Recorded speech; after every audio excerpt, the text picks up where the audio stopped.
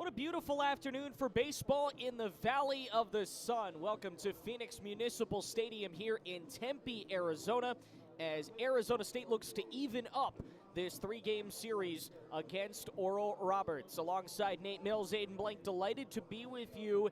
Nate, the Devils 12 hours or so removed from a heartbreaking loss that they thought was going to be a Game 1 victory. Now they have to turn the page and win this ball game to try and force a rubber match tomorrow. Yeah, not only do they get the brutal loss last night, a disaster class from the bullpen, but that perfect season now over for the Sun Devils. And now, let's be honest, we didn't think they were going to be perfect the whole time. That's just not how baseball works. But this is a team that's trying to get to at least a regional and maybe even a super regional in this Sun Devil squad. And they had all this momentum to start out the year. It comes to a screeching halt against Oral Roberts. Would be huge if they can grab one today. And they're going to send to the mound Jack Martinez, making his second start. Not a great Sun Devil debut, but he was terrific last season. Looking forward to seeing his second outing of the year. As we saw Ben Jacobs last night kind of turn the page on his first outing. Would love to see the same out of Jack Martinez. Ben Jacobs, without a question, was spectacular yesterday evening. 5 innings pitched, 11 Ks, did give up those home runs, but last time Martinez was out there was against Ohio State. 5 1/3, gave up 3 earned runs. He did have 8 strikeouts that evening as well against the Buckeyes. So this is a guy who's going to throw strikes and going to try to challenge hitters as much as he can. That defense better be ready for the Sun Devils. Jack Martinez, a Louisiana Lafayette transfer, 4.40 ERA last year for a Raging Cajun squad that did some damage in the NCAA regionals. Got to a regional final against Texas A&M, who obviously went to the College World Series, nearly won it. So he has the experience of pitching in these big games. Game 1 of his Sun Devil tenure, not so great. 3 earned runs, 6 hits over 5 1/3. The earned runs part, okay. That was basically what Ben Jacobs gave him last night. Home run, not great. And a couple extra base hits. You'd like to see him a little bit longer today. Ben Jacobs went 5 last night. Curious to see how he goes. They'd certainly like to see some length coming out of their starter today, Arizona State would. They didn't use too much of their bullpen. They're not too depleted in that category. But I think just in terms of morale's sake, you'd like to see Jack Martinez go a little far into this game. So it's Jack Martinez against the Oral Roberts lineup, and it lines up like this. Will Edmondson leads off, and that's the biggest name that we're going to see. Edmondson reached base 5 times in 5 at-bats, including a home run, 2 singles, and 2 walks, and he scored eventually the game-winning run in the 9th inning of the opener of this series. Makani Tanaka was the other hero last night. He was 0 for 4 entering the 9th inning. He comes to the plate, knocks in Edmondson to give Oral Roberts the lead, and then makes a diving catch in the back end of the inning that was absolutely tremendous and ended up getting the first out of the final inning. Vailele Kaane Yates in the 3 spot again. He was catching last night. He's going to be the DH tonight. That's interesting because he had some defensive blunders. Let a couple of balls get by him. They ran on him a lot. That's the biggest thing, is that they made a switch at catcher because Arizona State took a lot of bases, the most they've had in a very, very long time. Cooper Combs in left field batting 4th. Jack Sharp, the second baseman, batting 5th. Then it goes to Ethan Fender, first baseman, batting 6th. In the 7 spot is the catcher today, and that's someone we didn't see last night. Matthew Maynard, the starting catcher, will bat 7th, and then it's Keaton Campbell, the third baseman, batting 8th, and Martell Davis, the shortstop, batting 9th. So there's only one switch that ORU makes defensively. Matthew Maynard will take the spot that was occupied by the DH Tyler Broderick last night, and then Vailele Kaane Yates is going to continue batting 3rd, but he won't catch. He will just be the DH. All set for baseball here. Arizona State lining up defensively with Compton, Jackson, Vu left to right in the outfield. Nuke Antrades, Matt King, Beckett Zavorik, first start for him as a Sun Devil, and Jacob Tobias going 3rd to 1st. Brody Briggs gets another start behind the dish. And on the mound, Jack Martinez, transfer out of Louisiana Lafayette, or rather, yes, Louisiana Lafayette, and the Raging Cajun misses for ball 1. We get underway at 1:05 on this beautiful Saturday afternoon here in the Valley. Arizona State looking to even the series. Oral Roberts looking to start the season with 2 series wins. The count quickly to 2 balls and no strikes here. Martinez, a guy who likes to work quickly for Arizona State, and defense got to be ready behind him. He fires right down the middle of the plate, taken for strike. 1-2-1 count here on Edmondson. This is already longer than Edmondson's first at bat yesterday, which resulted in a ball that was placed over the left field fence. Off speed at 78, finds it over the plate. We're at a 2-2 count. Shows him the changeup for the first time today. A lot of speed differential there. Fastball clocking it around 93 miles an hour. That changeup pulling the string at 78. We saw that plenty out of the 3 pitchers Oral Roberts threw last night. This ball fouled away off the inside of the bat, and the count holds 2-2. Including their starter last night. Weston Rouse was throwing balls into the low 70s, as low as 71, 72 miles an hour. The 2-2 from Martinez. In for strike 3. He finds the outer corner and gets his first strikeout of the afternoon, facing his first batter. That one feels real good for Jack Martinez. He gets behind in the count early on, 2-0, 2 straight balls, and then he fights back, challenging Edmondson in the zone with his fastball and his changeup. He's late on both of them, and he gets the called third strike painted on the black. Great execution. First time in 6 at-bats of this series that Edmondson has been sent away without reaching base. He's down on strikes to start the first inning, and now it's Makani Tanaka.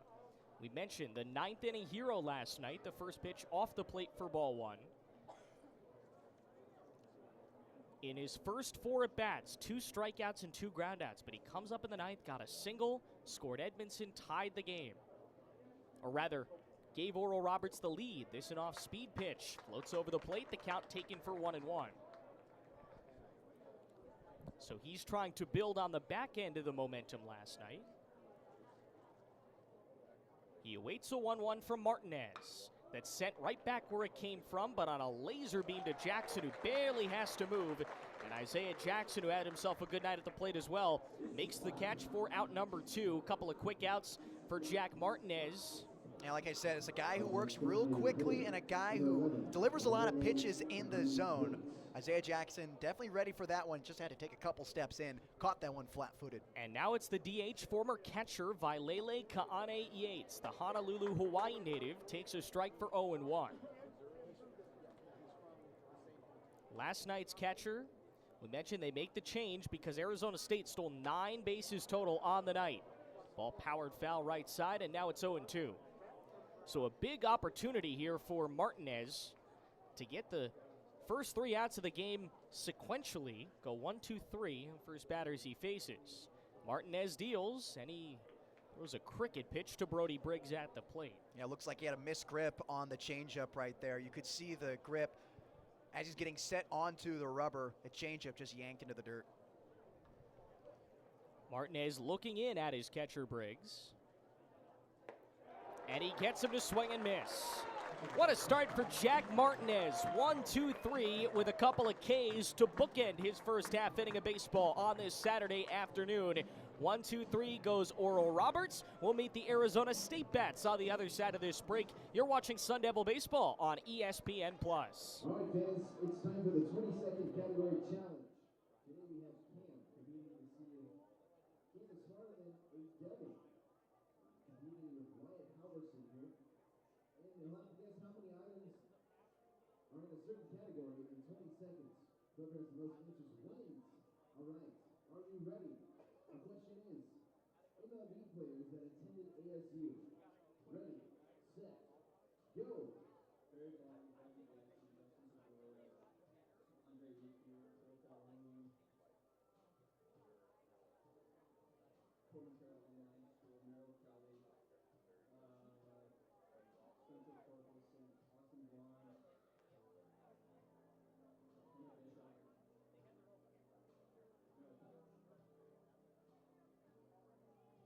All right, now let's see how Wyatt Halverson did.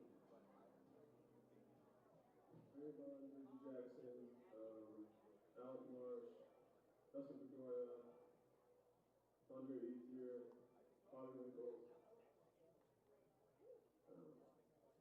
Lee Williams, Quentin Torkelson, Jeff Lash, Congratulations! Can you beat Wyatt? Thanks for playing in today's 22nd category challenge.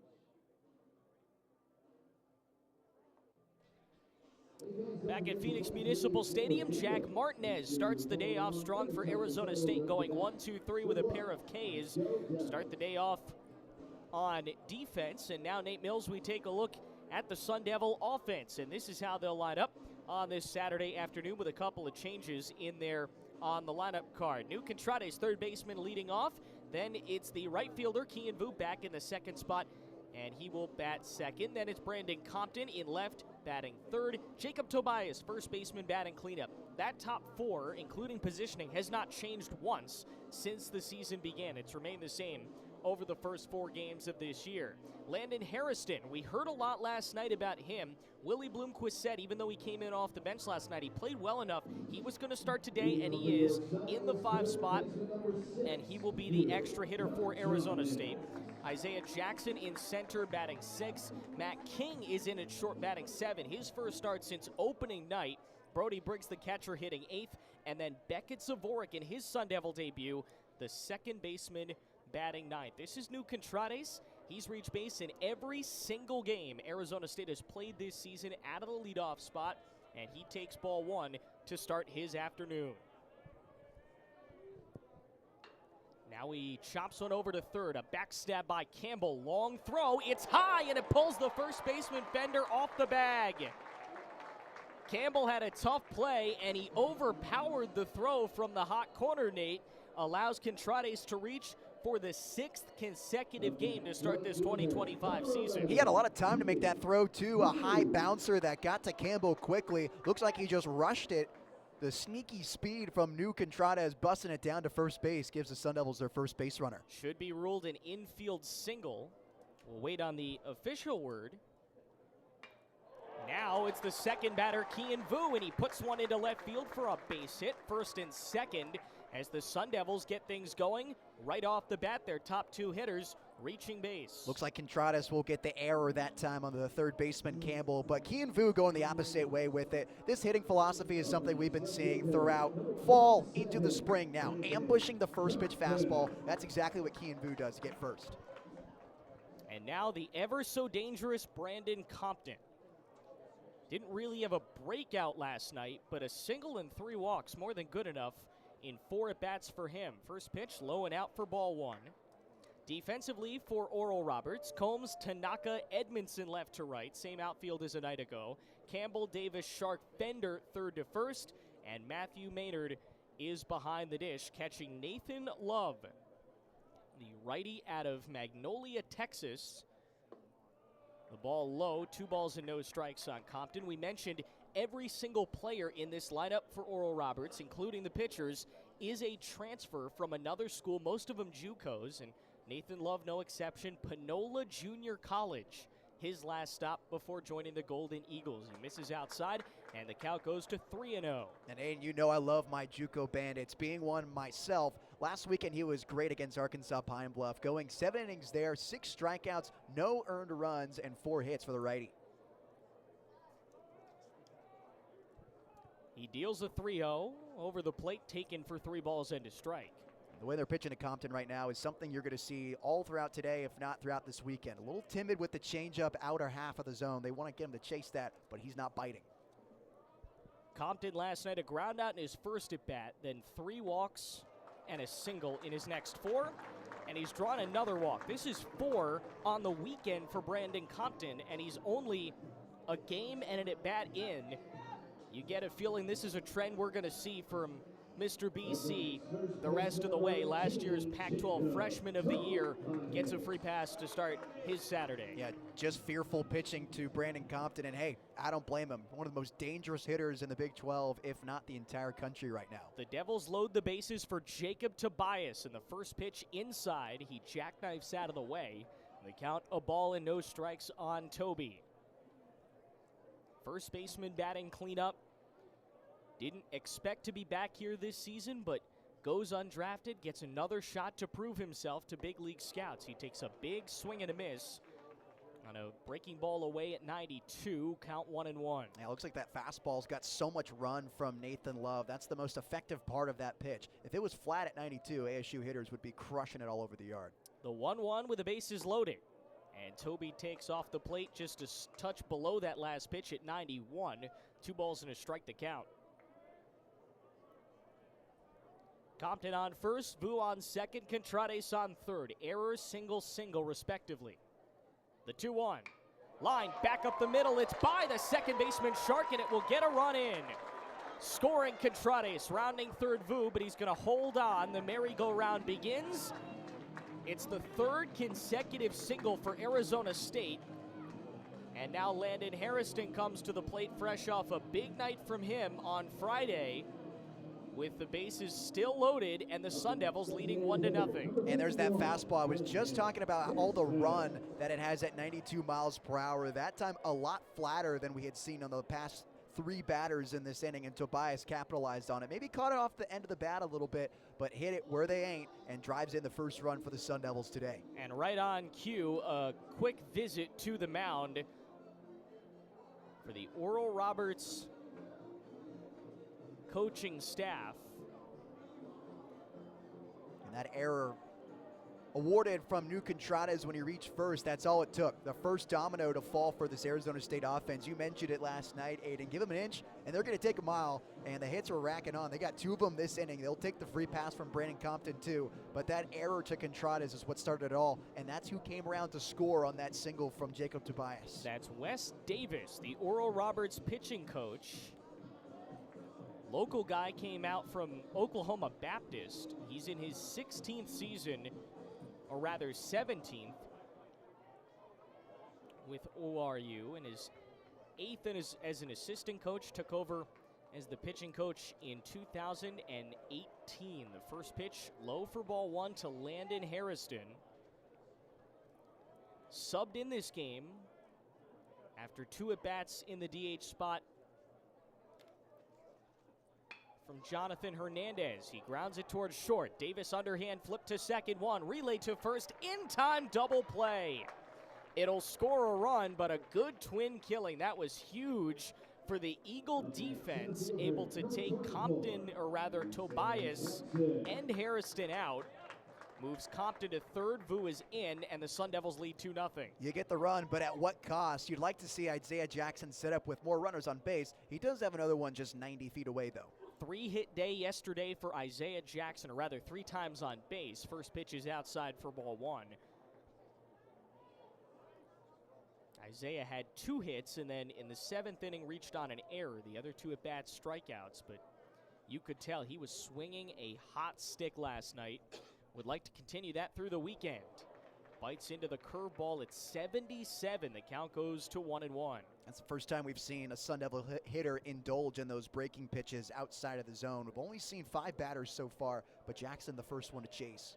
Compton's off third. He singled and then moved up on the double play ball. The pitch to Jackson flutters off the plate, 2 and a strike. A changeup that has a similar look to that fastball with a ton of run on it. Tries to nibble away outer half of the zone, break even more into that right-handed batter's box to left-handed hitters. Both of Jackson's singles came right back up the middle, and that's what he's going to do here. Grounds it right into the shift with Davis. They shifted backwards, not left or right, and Davis goes to first for a 6-3 putout and ends the inning, but at what cost? As Nate just said, the Sun Devils get a couple of runs, 2 of them on 2 hits, with no errors, or rather 1 error, and a runner left on base. An inning in the books at Phoenix Muni, and the Devils have got the early advantage. It's 2-0 Arizona State here on ESPN+. Located on all 4 of ASU's campuses, including Sparky Stadium Shop. Visit in person or shop online anytime at shop.thesundevils.com. Are you game day ready? Please turn your attention to the videos more as we welcome today's groups.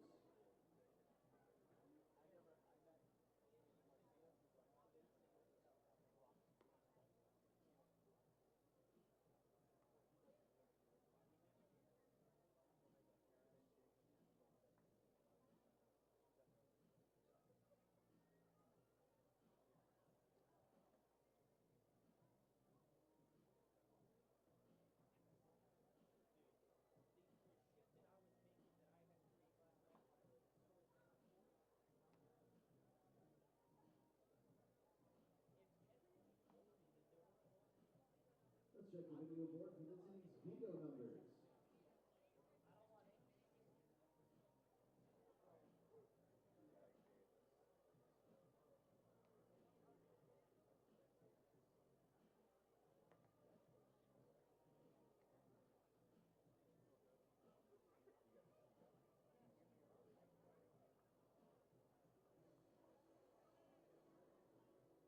Leading off for the Oral Roberts Golden Eagles, left fielder, number 12, Cooper Combs. Sun Devils strike first. Oral Roberts trying to answer, but Jack Martinez had a great first half inning. He's out for his second here.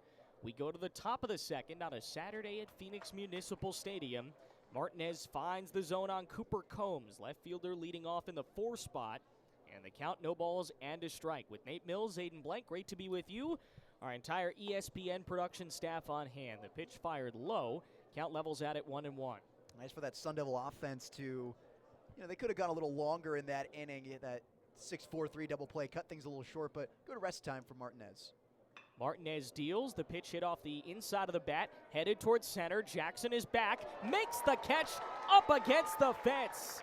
It's not even shocking at this point. Isaiah Jackson tracks it down, and Martinez has set down the first 4 batters he sees today. Yeah, that ball took flight once it got high in the atmosphere there. You can see the flags out in center field blowing directly at the batter's eye. Isaiah Jackson started to coast a little bit, then realized at the last second he's playing in that thin desert Arizona air with that wind taking it. Nice grab at the warning track. Not even the most impressive catch Isaiah's made this season.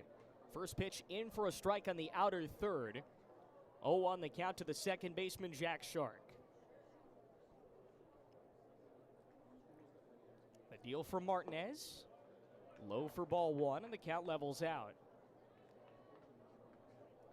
That's what got Isaiah attention in his high school days from those national scouts. Low and away, 2 balls and a strike. Got him picked up by the Houston Astros before he elected to play for Arizona State. And it's always kind of been, the defense is at a major league level. He just has to try and put some better at-bats together. The count now 2-2 on a strike there.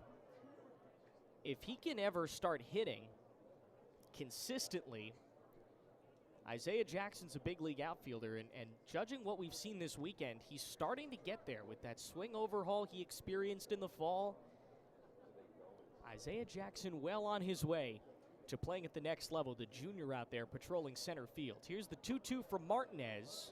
Breaking ball away at 83, and the count goes full. Yeah, it's a lot shorter and quicker swing for Isaiah Jackson. Not as long and methodical, longer time to load and get set. He's able to get to a lot more pitches with where his hands are in relation to his body. Middle infield playing at double play depth. This ball sliced in the air, right side, playable for Tobias beyond the bag, with Beckett Zavorit backing him up, makes the catch, and it's 5 straight set down to start the day for Martinez. Yeah, that pop-up had some funky movement to it. You said it best, Aiden, with that slice in the air. Tobias had to wobble around first base to try to get underneath that. And he's battling the high sky, the infamous high sky of Arizona. Nice grab. Here's Ethan Fender, first baseman, righty swinger. Everybody giving him a ton of space on the infield, and he taps one back just above us on the press box level, the count 0-1. Hey, this is a barely legal bat right here. They outlawed the white barrels, and this light gray is walking a very fine line. 0-1 deal. Low and out, a ball and a strike. Even Matthew Maynard, who will make his series debut coming up, waiting on deck, has a white-ish bat handle as well. Past a diving shortstop King and into center. First base runner of the day, first hit of the day for Oral Roberts.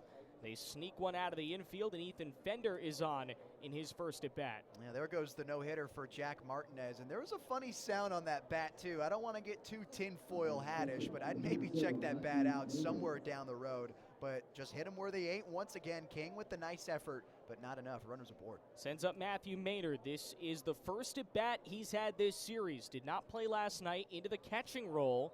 Takes low for ball 1.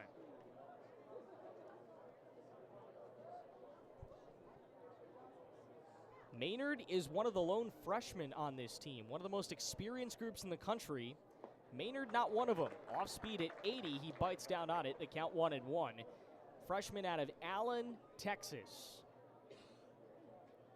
Started one game against Arkansas Pine Bluff. It was opening day. Got 3 at-bats, had a hit, and a walk.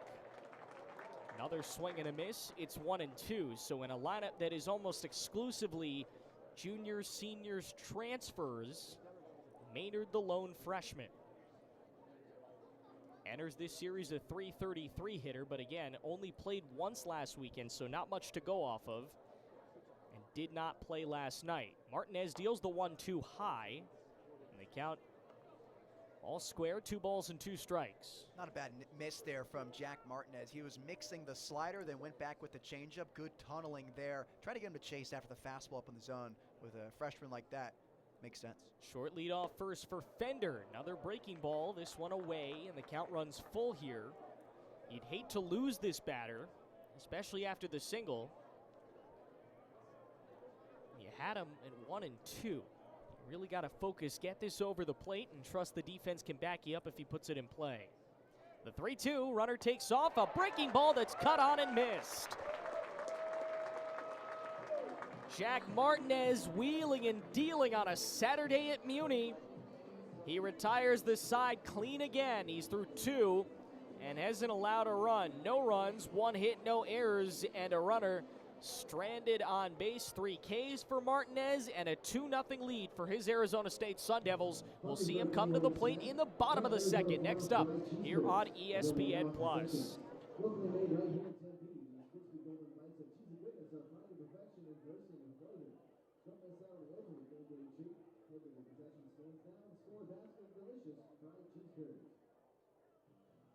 It's time to sprint to second challenge presented by Sprouts. Our contestant Charlie has 30 seconds to sprint from the right field foul pole to second base, touch the base, and race back to the finish line. If they make it in time, he'll take home a gift card courtesy of Sprouts. Fans, let's make some noise and cheer Charlie on. Ready, set, go!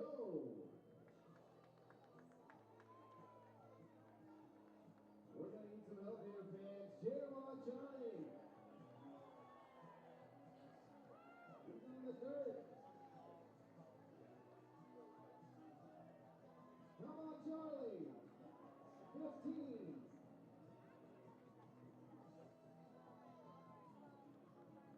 5, 4, 3, 2.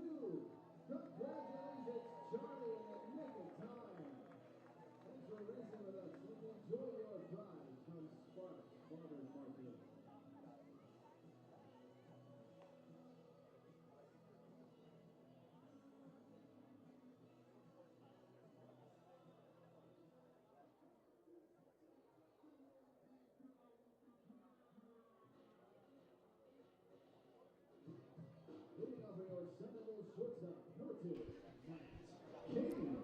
For the first time since opening day, Matt King is in the starting lineup, and he'll get us going in the bottom of the second. A 2-0 lead for Arizona State here at Phoenix Municipal Stadium.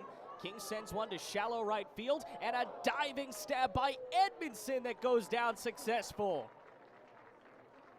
The Oral Roberts outfield has come to play. A diving attempt by Tanaka that was the first out of the 9th inning last night, and then Edmondson flashing the leather in right to record the first out of the second today. What a snag out there in right field. Edmondson had to size that one up. It was kind of a tweener. Tough to tell if he should have dove or not. He takes the dive anyway. As you can see, he didn't extend out to catch it. He had the glove by his head. Does a nice job adjusting and making the snag. Called strike 0-1 on Brody Briggs.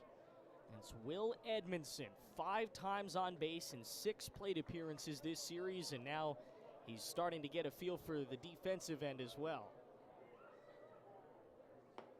0-1, just a little off the plate, ball and a strike.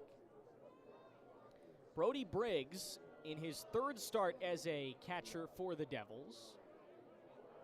True freshman out of Tulsa, Oklahoma. He caught Martinez on Saturday last week and lines one to center. Tanaka back now, makes the play, shielding himself from the sun. That's the second out of the inning. So Be interesting to hear from Willie Bloomquist postgame if that is something he'd like to continue, seeing certain catchers catch certain pitchers. That's something you really see in summer ball, not always at the collegiate level, but with this depth that they have in the catching room, maybe one of the best in the nation. As a strike comes in here on Beckett Zavorik, the second baseman, it'd be interesting to see if that is something that continues next couple of weekends for the Devils. The 0-1, breaking ball high and in. Ball and a strike. Zavorik getting his first start as a Devil. He's played a little bit off the bench, but not too much. He hits a weak chopper to second. Shark on an awkward angle. Fields fires over, and it's a 1-2-3 inning for Love as he retires the side in the second. ASU goes down in order. We're 2 in the books on a Saturday at Phoenix Muni. The third is coming up. It's Arizona State 2 and Oral Roberts nothing in Sun Devil Baseball here on ESPN+.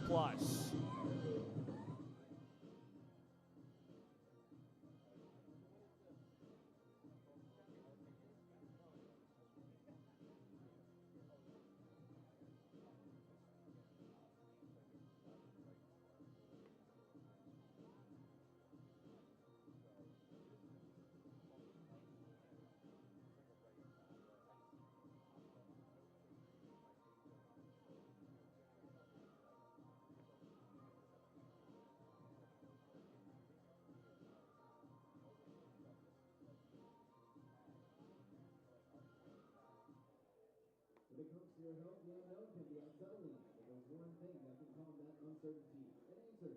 Mayo Clinic uncovers answers every day through exploration, teamwork, and innovation. Answers that can lead to more answers when the final path forward. So if you're looking for answers, you know where to go. Mayo Clinic. Learn more at mayoclinic.org/answers.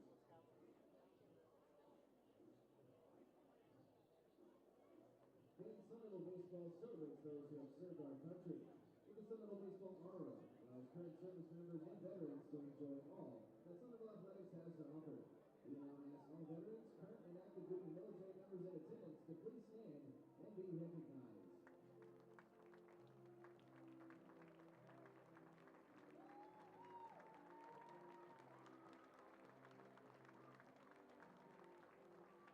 On behalf of Sun Devil Baseball, thank you for your service and dedication to our country.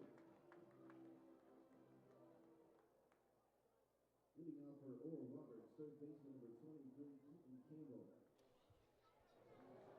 Golden Eagles come to the plate here in the top of the third inning. They trail 2-0 and have gotten Jack Squat off of Jack Martinez, who lands a breaking ball over the plate. It's 0-1. Only one base runner on the day. Ethan Fender out of the 6th spot had a single last inning. He was left stranded on base. It's 8-9-1, starting with Keaton Campbell, who takes strike 2. It's 0-2. Campbell last night 0 for 4. There were 3 batters who went 0 for 4 in that game for Oral Roberts, and he was one of them, a strikeout, and then 3 consecutive groundouts. He checks his swing, and he's down on his second strikeout of the weekend. The 4th of this game for Jack Martinez. Now, Ben Jacobs had 11 last night.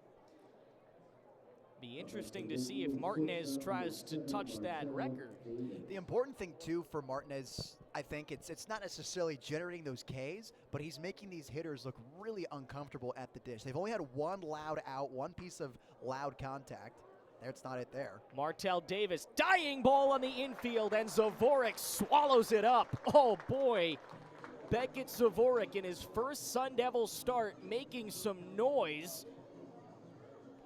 A tremendous off-balance throw across his body for the second out of the third inning. Yeah, that play looked like he had been starting quite a few more games rather than just one for Arizona State. So much confidence, so smooth running and charging on that baseball, making the flip over to first base. The lineup flips over here, and it's Will Edmondson. 5 times on base in the leadoff spot last night. He takes a strike for 0-1. He was finally set down in his first at bat today, leading off this game, a backwards K Now fends one off down the right field line. Vu's on the run. Vu into the bullpen. Did he make the catch? I don't believe so. No, it's 0-2, a very long strike. Kian Vu went over into that area that is right next to the hitting complex, and it was very hard to see with the shadows. He kind of popped up right away. Couldn't tell if he had the ball in his glove or not, but it'll go down as a foul ball, and the count 0-2. Yeah, he hit that fence pretty hard. Typically, you see guys sliding into it to stop the momentum, but obviously that ball landed well in that turf area. It bounced into the practice field. 2-strike pitch from Martinez. Just a bit low, but great movement. 79 miles an hour. Count 1-2. Good holdup from Edmondson, too. All of the hitters in this Oral Roberts lineup have been chasing that curveball all day. Middle infield giving Edmondson a lot of room. He golfs this one to left field, opposite side. King, Contrades, Compton all there, and it's Brandon Compton against the sun to record the third out of the inning.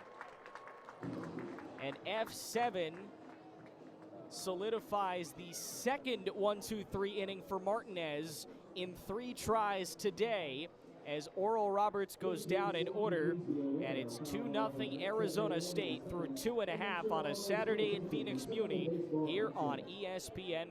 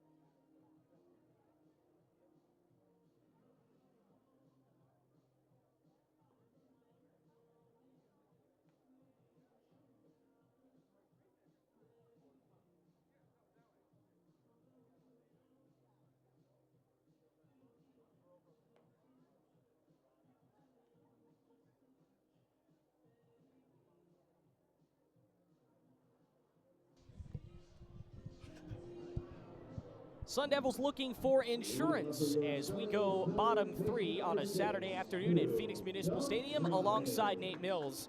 I'm Aiden Blanc. The Devils leading 2-0, but went down in order in the second. Would like to get to Nathan Love a little bit more here in their half of the third. First pitch, a breaker inside, and the count, no balls and 1 strike. They do get the call there as the lineup flips over for New Contrades.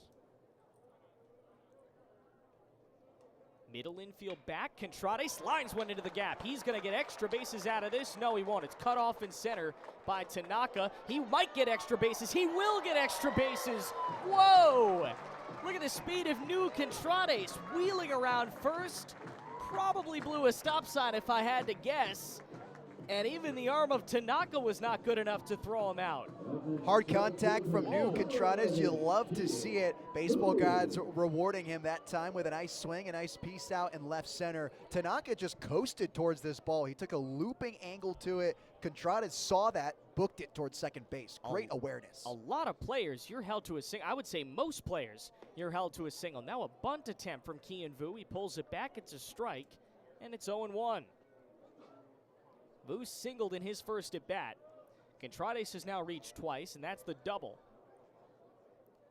Vu entering the game hitting .333, so he's increased his average a little bit. Lays one down third base line, but it rolls just foul. 77 miles an hour. That was just a little too much on that bunt. No need for Campbell to do anything. It rolled foul on its own. I'm honestly impressed that Vu made contact with that, because I don't know if you saw, Yeah. he stuck out his barrel, then pulled it back, and then at the last second saw the wrinkle in the curveball, saw it was going to be a strike, and then punched it. I thought it was going to be fair for a sec. No balls, 2 strikes. KV lefty hitter. Gonna have to swing away here. Good gap on the right side of that infield. He pokes one down the first base line. It's retrieved by Fender, who gets the out. A little closer than he would have liked, but it is a G3. It moves Contrades up 90 feet. And now an opportunity for Brandon Compton to knock in a run. Hey, that's what they were looking for with Kian Vu right there with the bunt. Essentially does the same thing with 2 strikes. And the man that you would want if you're Arizona State, Brandon Compton, wouldn't want anyone else at the plate to cash in this run. The question everyone wants to know, are they going to walk him for the 5th time this weekend? A low strike, it's 0-1. BC 3 walks last night and took a walk in his first at bat today. Eager to swing the stick, I'm sure. Takes outside, ball in to strike the count. And they're ready for it. Infield shifted to his pull side. Outfield doing the same. That left center gap is wide open. But as we know, Compton can go the opposite way as well. Again, big gap up the middle if he can find it. Contrades is off third. He may have found it. No, it's a liner right to Shark, who ranges over to his right. And it'll go down as an L4 to start, or to get the second out here in the 3rd inning. So to be up to Jacob Tobias. He also singled in his first at bat. Was taken out on a double play ball from Landon Harrison. They'll play him a little more standard here, with Contrades still on third, a 3rd run of the afternoon for Arizona State, just 90 feet out.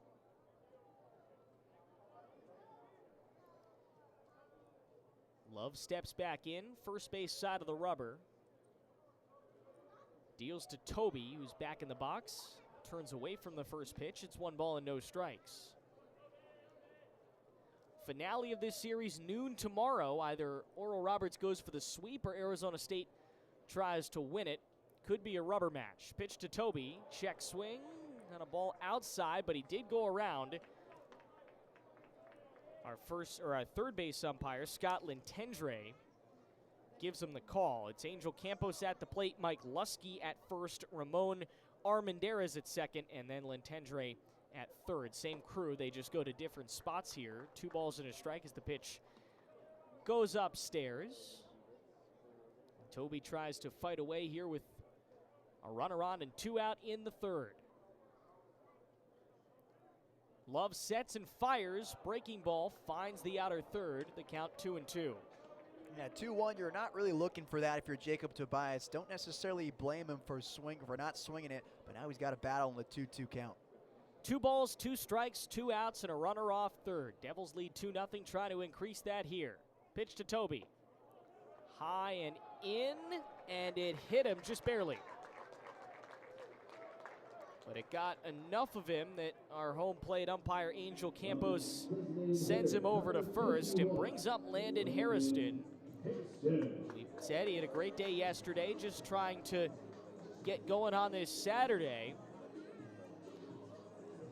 Willie Bloomquist had said in the postgame he's a guy that's been waiting for his opportunity. They finally get him in, and he took full advantage, and now he's got even more of an opportunity in the starting lineup here for the Devils. First pitch to him. Ooh, a nasty changeup at 76 over the plate. No balls and a strike. Tobias is off first. Contrades at third.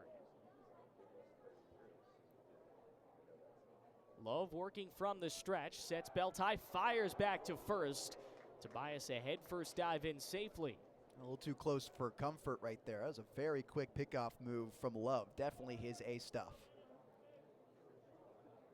Not a crazy lead from Toby, who's definitely not a threat to steal here, so it was an interesting attempt. There's a breaking ball, landed over at 78. And now once again, Love a strike away from getting out of this inning unscathed. Back-to-back curveballs here from Nathan Love. I'm curious to see where he goes now with a left-handed hitter in Hairston. Big gap in left center field. You could run for days if you get it there. This pitch off the plate, delayed steal. We saw this last night. Everyone was safe. Same result. Tobias stutters, draws the throw. It was deep to Davis, who was beyond the second base bag. There was nowhere to go home. And for the second time in as many days, ASU gets a run off of a delayed steal. Wow, making that chaos on the base paths. It generates a run for the Sun Devils. And it moves Tobias into scoring position. A base hit here could make it 4-0. Harrison still at the dish and a 1-2 inside. He gets away from it and the count evened out. Seemed a little angry at himself there that he didn't just let it hit him and take the free base. Isaiah Jackson waits on deck. Harrison 0 for 1 on the day, but a 500 hitter in his limited appearances this season. Way out in front of it, dribbles it foul to the on-deck circle. Sun Devils looking for win number 5 on the season, as is Oral Roberts. Devils would move to 5-1 with a win. ORU to 5-0. 2-2. Off the plate, we're going to go full. So a nice at-bat work by Harrison. He was at 0-2.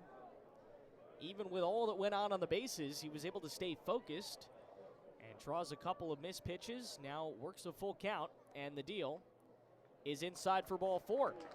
Back-to-back walks for Love, who has now walked 3 in 3 innings. 2 here, and will face Isaiah Jackson. 2 on and 2 out, and the rally here for Arizona State just continues. That's excellent awareness of the strike zone, too, from Hairston, leaving that breaking pitch on the inner half. Very enticing one to swing at the left-hander because it starts in the zone and breaks inside. He lines one to right, back now in Edmondson. He dives. This one's going to get by him. Jackson can run for days. He's going to leg it out into a triple with Tobias and Harrison on their way home. And the Devils break it open here in the third. 5-0 on a 3-run half inning.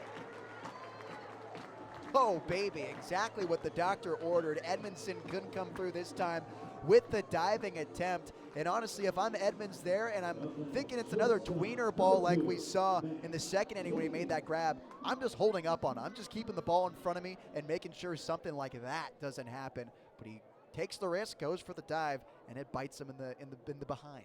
Third hit of the weekend for Isaiah Jackson, his 4th time on base. And now Matt King takes away on a breaking ball for 0-1. He was due. The way he swung the bat these first 5 games, you knew all he had to do was start making contact, and it was going to go well. King way out in front of the next pitch. It's a ball and a strike. What hurts about those runs, too, for Oral Roberts is that Hairston reached on a walk and Tobias reached on a hit by pitch. A couple of free passes coming in to score. Pitch to the righty King. Checks his swing, takes it high. 2 balls and a strike. That should be Jackson's first extra base hit, minus the home run that he had on Monday. 2-1. This one is ripped to left center field. It's back. Going back is Combs, and it's over his head. He couldn't find it in the sun. This will be extra bases for Matt King. Middle infield transfer doing some dirty work for ASU. Brings in Isaiah from third. And it's 6-0 Arizona State with a nice piece of contact from the 7-hitting shortstop. Yeah, Oral Roberts pitchers frantically racing towards the bullpen. Help is on the way. How about 3 extra base hits in this inning for the Sun Devils? I thought King got all of this one. He one-hops the wall, though. That's a tough play for Combs out in left. Infamously, the Sun is hard to play out in left field as it's cascading over the first base dugout. Combs was fighting it. Not only was he fighting the wind and the high sky, but the sun all up in his face while Matt King drilled that double to left. So all that offense that you were waiting for in the late innings last night has kicked off here on Saturday. And now Brody Briggs will try to keep this 2-out rally going. All this offense has come with 2 outs in the inning. The Devils had a heck of a night yesterday with 2 out. hit nearly 400 collectively as a team with 2 outs. Ball outside, a ball, no strikes to Briggs.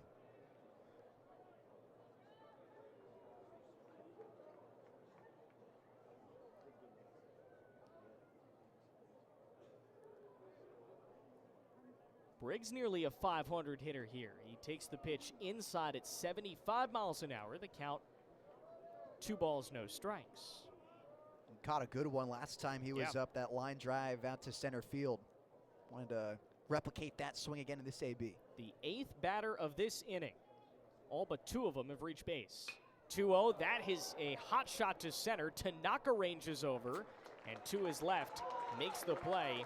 And L8, another one for Brody Briggs. Good piece of contact, but not good enough to keep the inning going. But it's more than enough for Arizona State to blow this thing open. A 6-0 lead after they get 4 runs. Those 4 runs coming on just 3 hits with no errors and a runner left stranded a third of the way home, and the Devils out to a 6-0 lead. We'll continue along on this Saturday from Phoenix Muni here on ESPN+.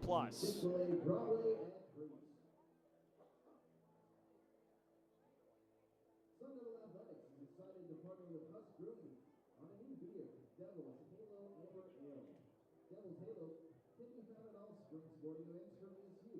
We'll be hitting the shelves of your local grocery stores soon. This special beer is brewed in partnership with the Sun Angel Collective, and each beer sold will see a portion of its sales go directly to support Sun Angel athletes and NIL partnerships. Based on Health Brand, feel free to visit the team shop located on the concourse behind Section K and grab some swag today.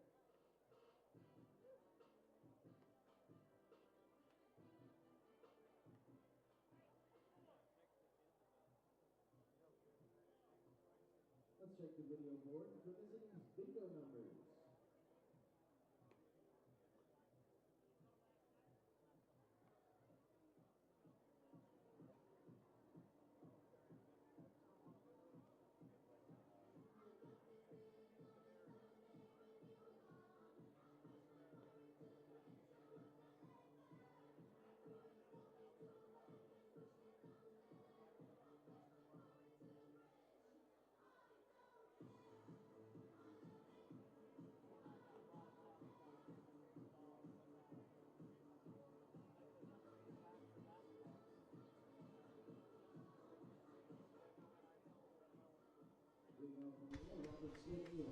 Leading 39 pitches into the day for Jack Martinez, and he's already into the 4th inning, Nate Mills. It's been an economical outing. It's been as good an outing as you could have hoped for in his 2nd try of the season. He works to the top of the order, 2, 3, and 4. Gets a strike in on Makani Tanaka, center fielder, 0 for 1. 1 for 6 on the weekend. The 0-1 to him. Checked his swing, takes an outer third strike. It's 0-2. Yeah, talk about efficiency for Martinez. He's starting off these hitters with that bender. He's getting starting off the 2-hitter here with that curveball, then follows that up with the changeup. That's a sequence he's been going to quite a bit, and they haven't caught on just yet. Tanaka lined his center in his first at bat. The center fielder Jackson playing slightly off to the right. This ball lined to right center, and it's going to get down into the grass.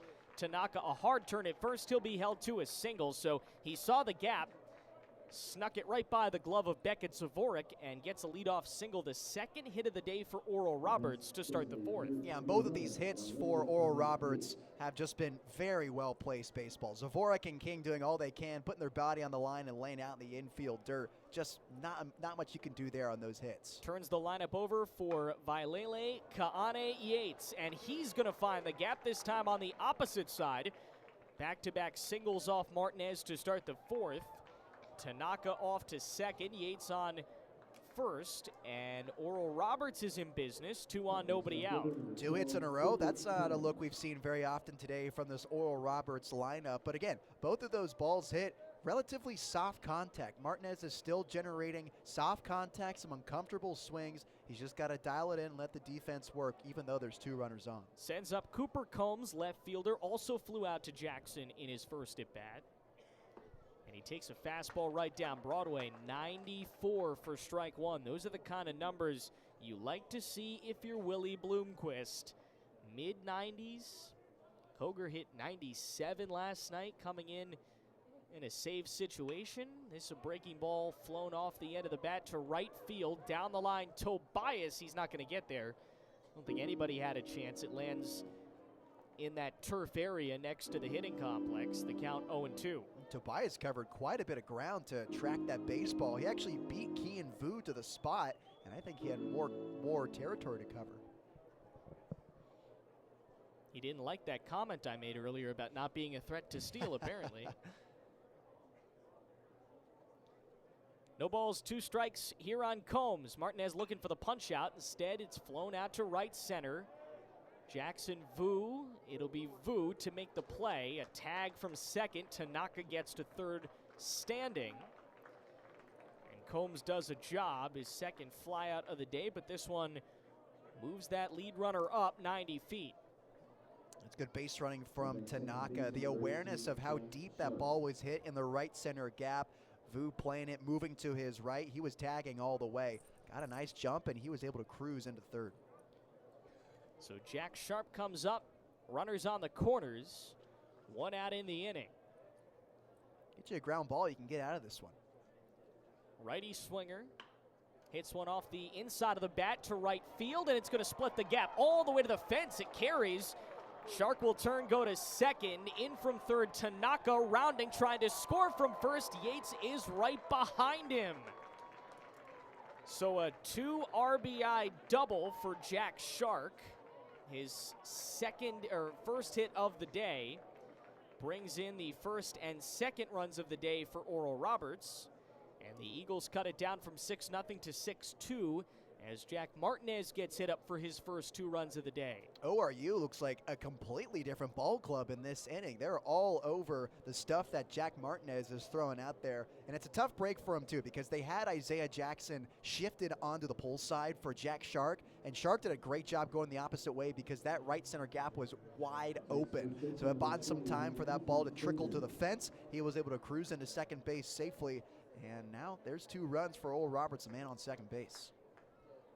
Infield meeting there for the Sun Devils did not include Willie Bloomquist or pitching coach Jeremy Accardo.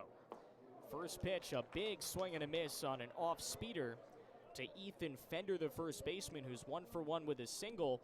Accardo's made the mound visits. Bloomquist comes out for a pitching change. They turn, throw to second. Nearly threw it past Beckett Zavorik into center field, but Shark is in safely. Zavorik just saved a free 90 feet right there. Going back to that mound meeting, it's something Willie Bloomquist has wanted out of his teams and may start to get the leadership from them. This back to Jackson in center. Thinks he has a beat. He most definitely does. Up against the fence. F8 for the second out of the inning, and Shark moves up to third. But it's that team leadership ability he's been waiting for. And ironically, he's found it in a lot of guys who have not played for him yet, or until this season. He's talked a lot about how the transfers have actually stepped up. Guys like Matt King, Kyle Walker, who's not in the lineup today but was last night, they've been the ones to set the tone a lot, in addition to those who are in their second, third years at Arizona State. This to Contrades at third from the hot corner. You bet News got it. What a defensive stop from the Hawaiian over at third base. Martinez gives up 3 hits and 2 runs, but is able to get around it. 6-2 Arizona State as we go down 3.5 here at Phoenix Muni on ESPN+.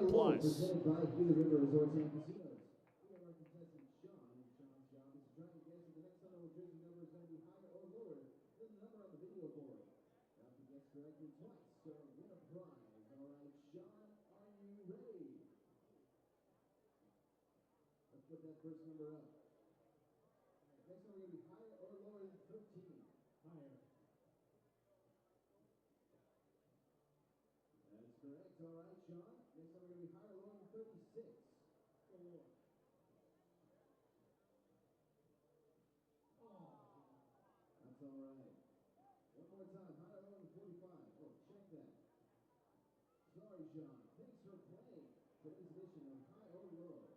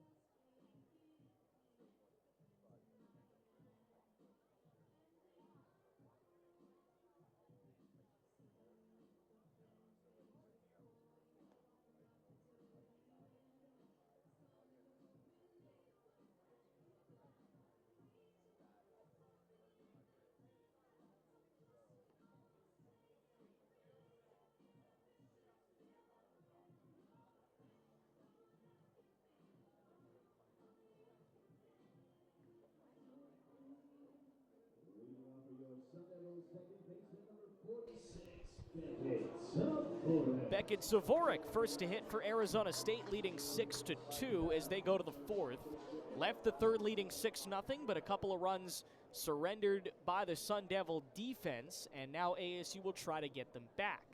First pitch, fired right down Broadway and taken for a strike as Zavorik becomes the final Sun Devil to get a second at-bat in this game.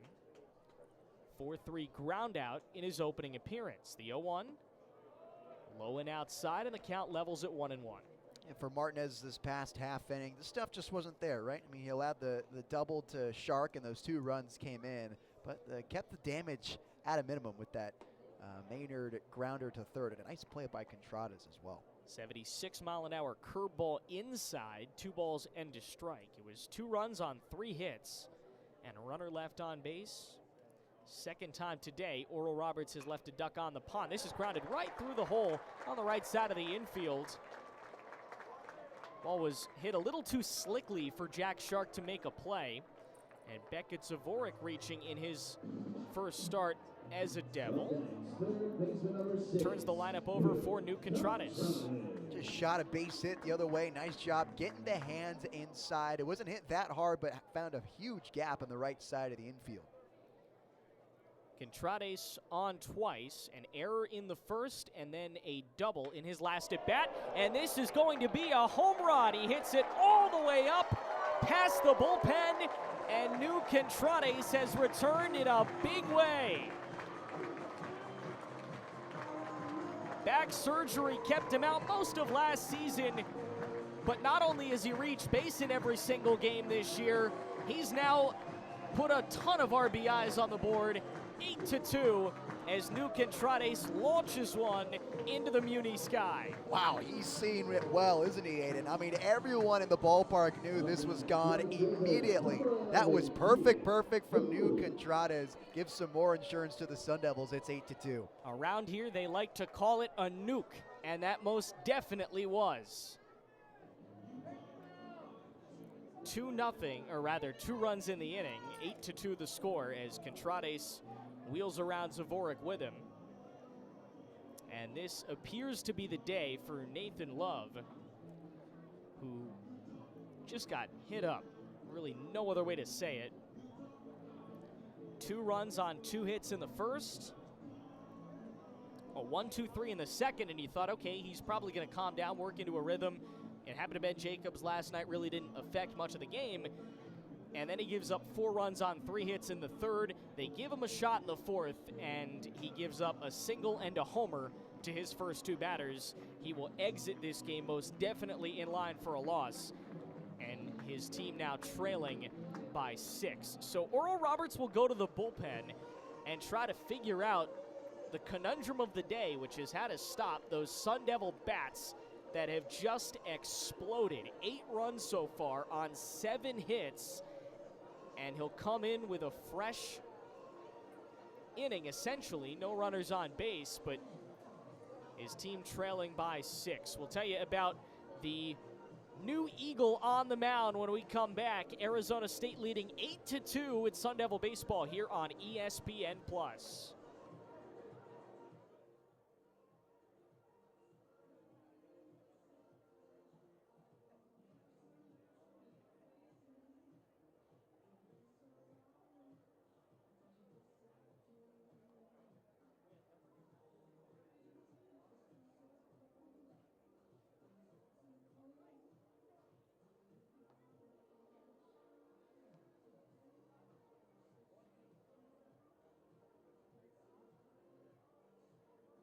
pitching for Oral Roberts, number 33, Connor Johnson.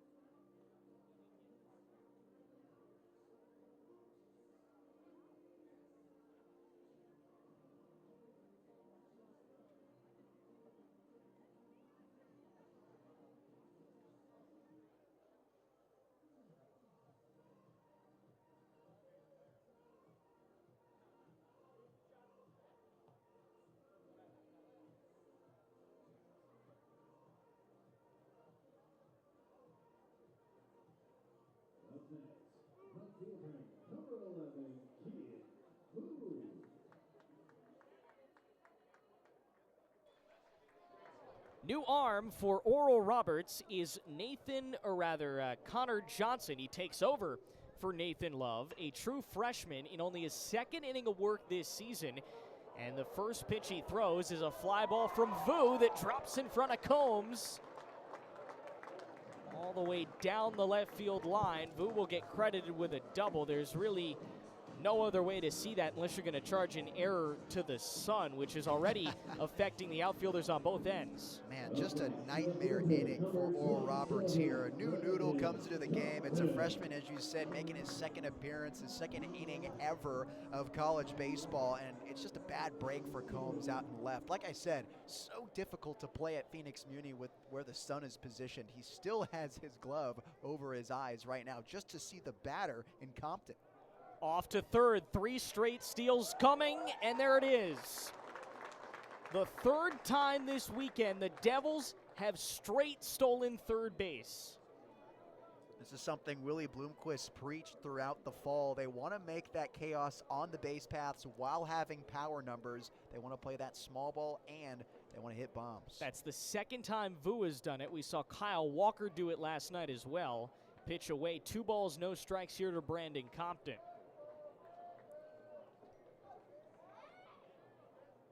Probably one of the rarest things you will ever see in a college baseball series. 3 consecutive times, or 3 times on the weekend, it straight steals a third. Sun an issue here. It's a fly out to left. Good throw, but it's way too late.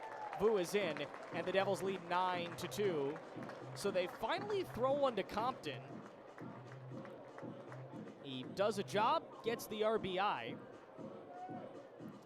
And here's Jacob Tobias looking for his second hit of the game.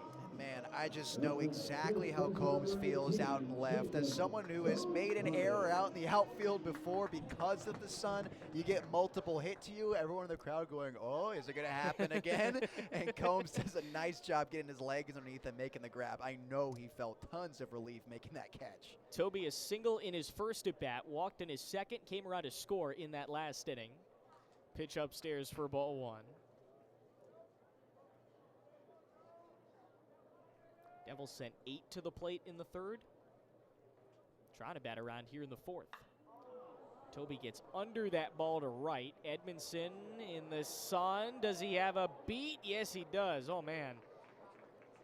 It's going to be an incredibly hard job for us to try and judge whether these balls are going to be caught. Usually, we can kind of tell right off the bat if the outfielder has a beat or not.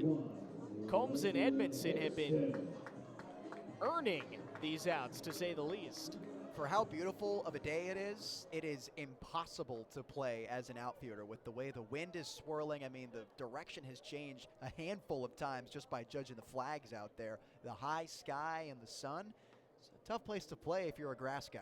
Landon Harrison takes low. It's a ball and no strikes. He walked and scored a run last inning. 0 for 1 on the day, though. Grounded into a double play his first time up. Ball and a strike here. He was 2 for 3 last night off the bench, but I mentioned it on the broadcast. He could have very easily been 3 for 3. Hit a ball out to right field that was to the warning track. Now hits one to center over his Tanaka and makes the play for an L8. To finish the thought, that ball, even if it were a hit in a game today, let alone in a couple of weeks when it gets warmer, that ball's over the fence. So 2 for 3. But just barely. He was nearly 3 for 3 with a home run. For Arizona State here in the fourth, they do get a home run. It comes off of the bat of New Contrades. 3 runs coming on 3 hits with no errors, and the bases left empty. We go to the 5th. It's the Sun Devils all the way in front, 9-2 on Oral Roberts. This is Sun Devil Baseball on ESPN+.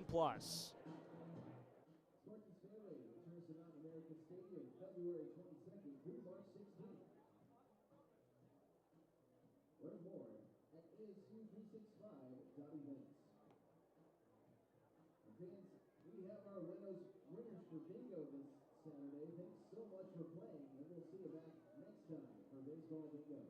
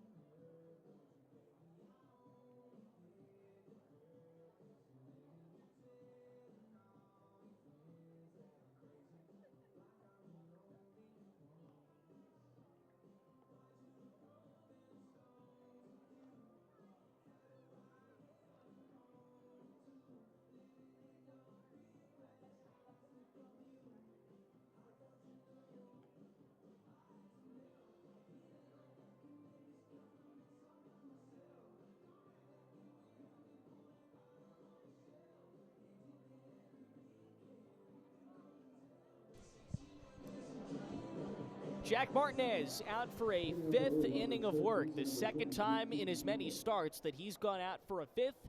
He will face 8-9-1 Keaton Campbell, Martell Davis, and Will Edmondson. Campbell, a little dribbler out in front of the mound. No problem.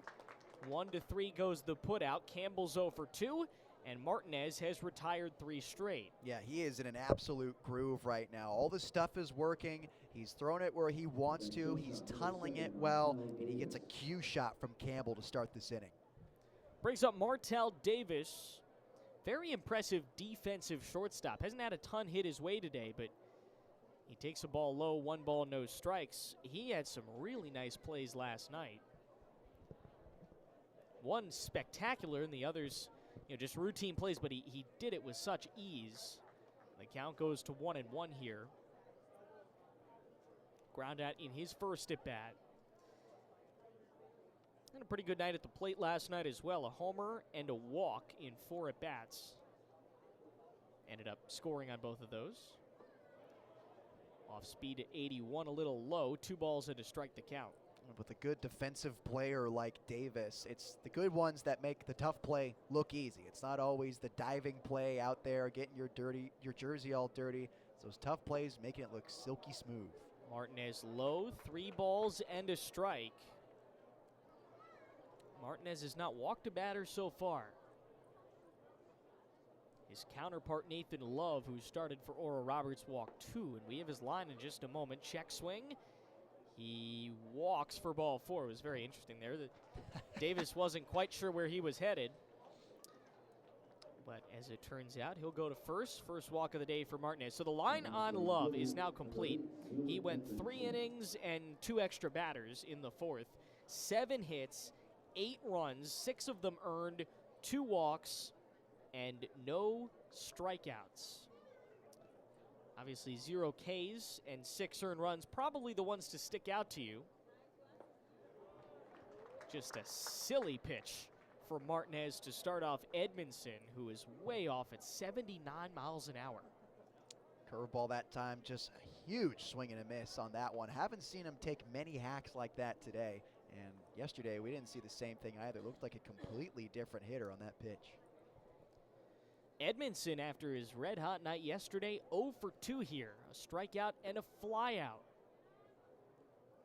He hit the ball to all corners of the ballpark yesterday, worked a couple of walks, but has not had the same success against Arizona State's Saturday starter. Here's the 1-1. Outside, 2-1.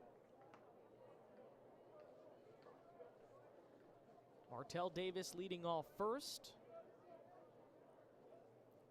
2 and a strike with 1 out here in the 5th. Martinez worked into the 6th in his first appearance for ASU. Misses inside 3-1. If he can hold the line here, you imagine he gets a 6th, but he's run into a bit of trouble here. This is the first time today he's struggled to find the zone, and he's now walked back-to-back batters with 1 out in the 5th. He's usually been getting that call today. Surprising he doesn't get it here. As you say, you're wondering about him going into the 6th. There's no one going in the ASU bullpen. Got a couple of guys walking around, but no one throwing the plyo balls, no one up on the mound either. So it's Jack's game for now, and he will face Makani Tanaka. Single and a run in the 4th. And Martinez is going to get called for a pitch clock violation. Now, we saw some of those last night, including one that forced a walk. The count starts at 1-0. Delivers a strike and evens it out at 1-1. I don't know, it's been tough, but it really wasn't that way on opening weekend or at all last year. The pitch clock has not made much of a difference in terms of guys making mistakes and giving up a lot of those. This ball is driven to deep right field. No chance that Vu's bringing that back. It is way gone over the Devil bullpen. And with one swing of the bat, it's 9-5. Jack Martinez, who's been pretty good today, has started to run into a bit of trouble here in the 5th. Yeah, this one is spiraling quickly for Martinez. 2 walks after getting that first pitch, cue shot from Campbell. 2 walks and giving up a bomb. You really got to hit the reset button mentally. Wouldn't be surprised if they infield would come together for a meeting. I would if I was the shortstop king. Dating back to last night, Makani Tanaka now 3 hits in his last 4 at-bats. Ball upstairs and away. Ball and no strikes to Vailele Kaane Yates. He also had a single in the 4th.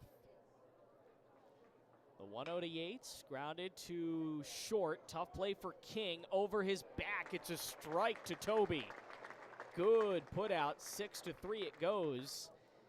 The only way that you see a 6th inning coming for Martinez is if he gets a couple of quick outs here, and that's exactly what he just did. Yeah, pitch count still relatively low at 66, but the way he's sort of lost his command with just this inning, you got to wonder if he comes back for a 6th. Yeah, what do we say? He threw in the high 80s last time, pitch count-wise.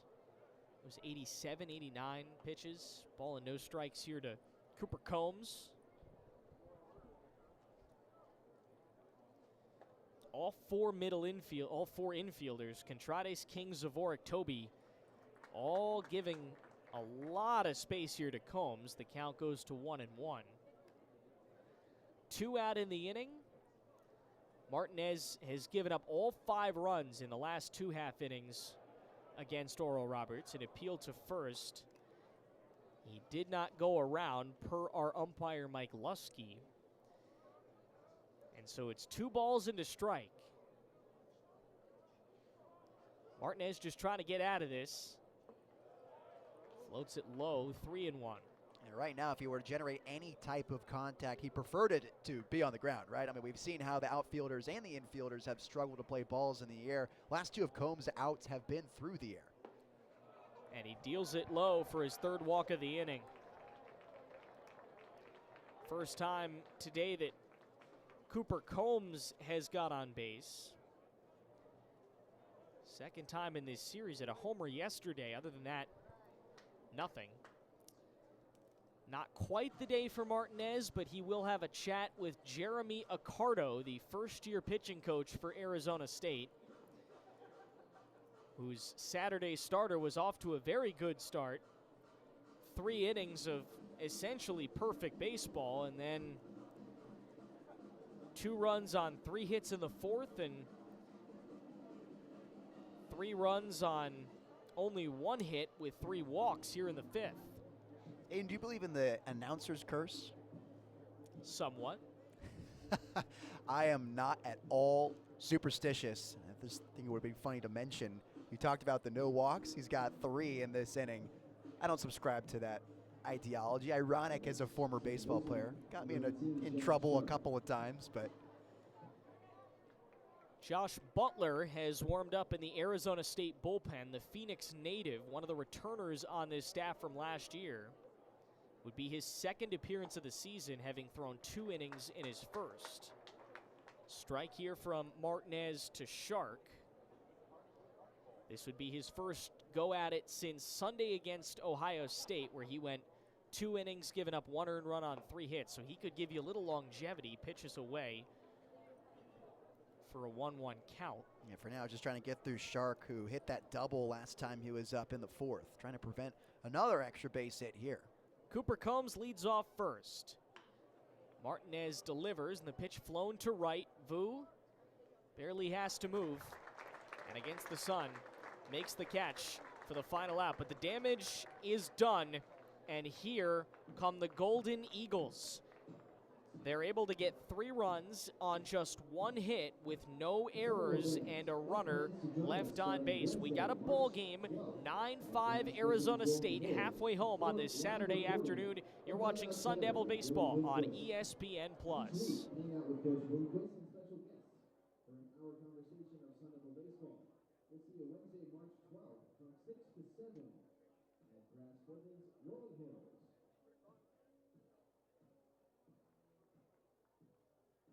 All right, fans, it's time for today's edition of the Card Shuffle, presented by Gila River Resorts and Casinos. Keep your eye on number 18, Jacob Tobias, in the middle.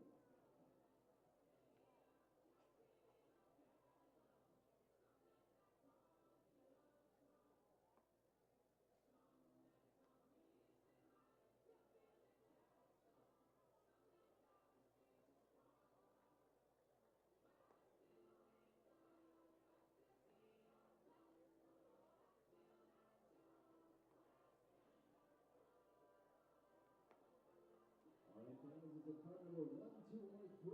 Let's see.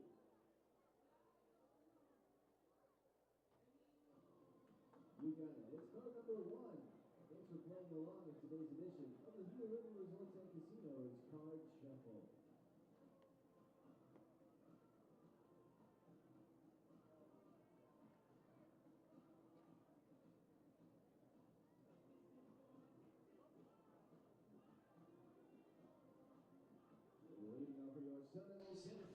Number 24. Isaiah Jackson slides into the batter's box, searching for his second hit of this game and fourth of the weekend.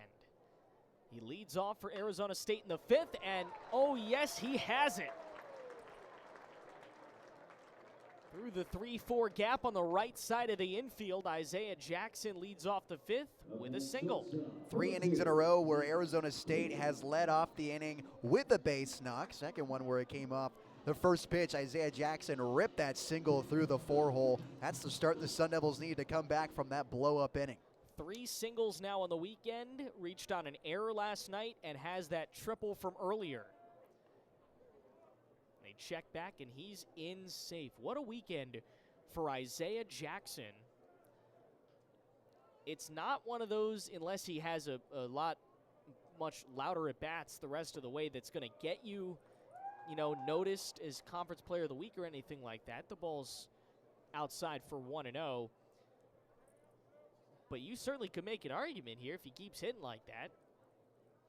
He just hasn't quite had very loud hits, which is entirely the point of reworking his swing, as the pitch misses inside. 2-0 here on Matt King, the shortstop. The whole point of this was not to have him swinging for the fences every time, but those little singles consistently. This ball is way back in right field. Edmondson makes the catch just in front of the right field warning track, first out of the inning. They're trying to make Jackson what I would call a hit collector. If you're not paying attention, it's just a guy who racks up base knocks. It's not going to be head-turning barrel contact like his single was, but they're just kind of going to be, creative hits where you can adjust yourself in the batter's box and just find a way to find real estate. Those guys are called hit collectors. Sometimes you got it, sometimes you don't. Well, his best weekend of the season last year was the second weekend of the season against Ohio State. Pitch fouled away, it's 0-1. It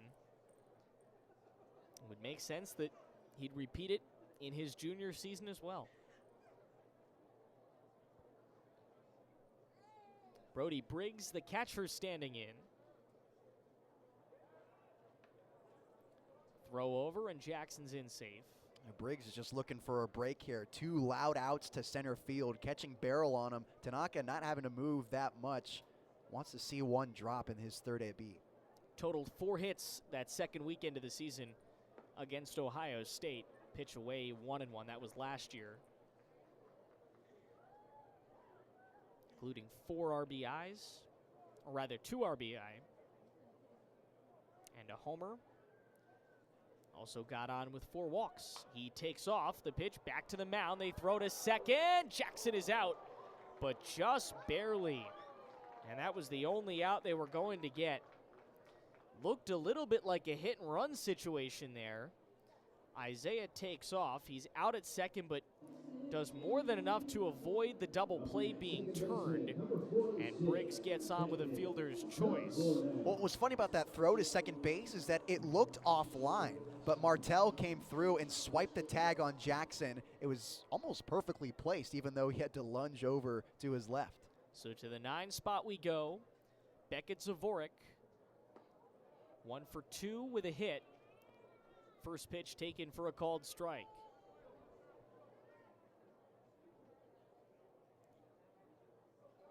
True freshman Beckett Zavorik, his first start of the season.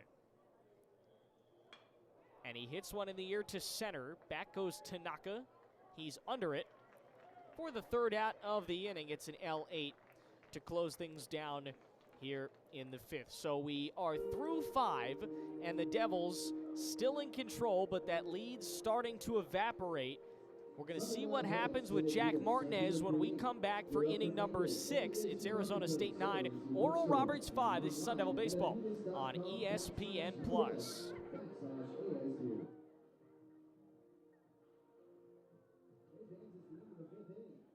Let's look at the video board and sing along to Mr. Brightside.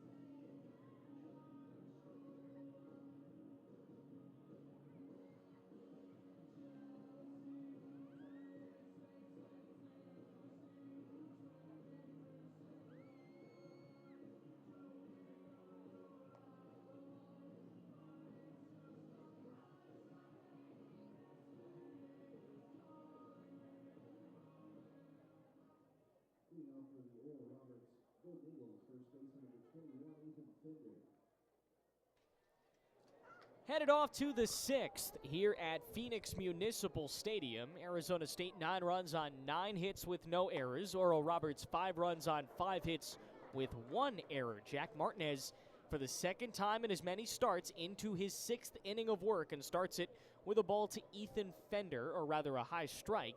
The count 0-1. Now finds the zone again, 0-2. He went 5 1/3 in his first start, so if he can get 2 outs in this inning, it'll be his longest of the season, as young as that season may be. This ball forced away, the count holding at 0-2. Martinez really looking for a bounce-back inning. The last 2, he surrendered 2 and 3 runs respectively, trying to find that groove he was in the first 3 frames. The pitch a little high, and the count 1-2 strikes. Get you some college baseball scores on this Saturday as we move along. A lot of big upsets yesterday. A couple of top 25 teams falling. The deal off speed. No, it was 95, a swing and a miss. The way Fender missed on it, it looked a little off speed, but it was a 95-mile-an-hour fastball, more than good enough for the first out of the inning. Yeah, he elevated that fastball and got a long swing from Ethan Fender there. That's the first K Martinez has had since the 3rd inning.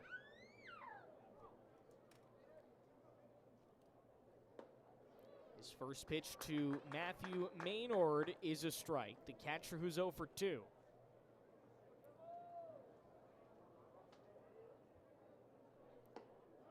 The 0-1, little low, 1-1 strike. Not a ton of terribly surprising upsets so far. A very good baseball over the weekend. That ball out, 2 balls into strike. Clemson, number 14 in the nation, a win 12-7 over North Carolina A&T earlier. Pitch hit a mile high to left. Back is Compton.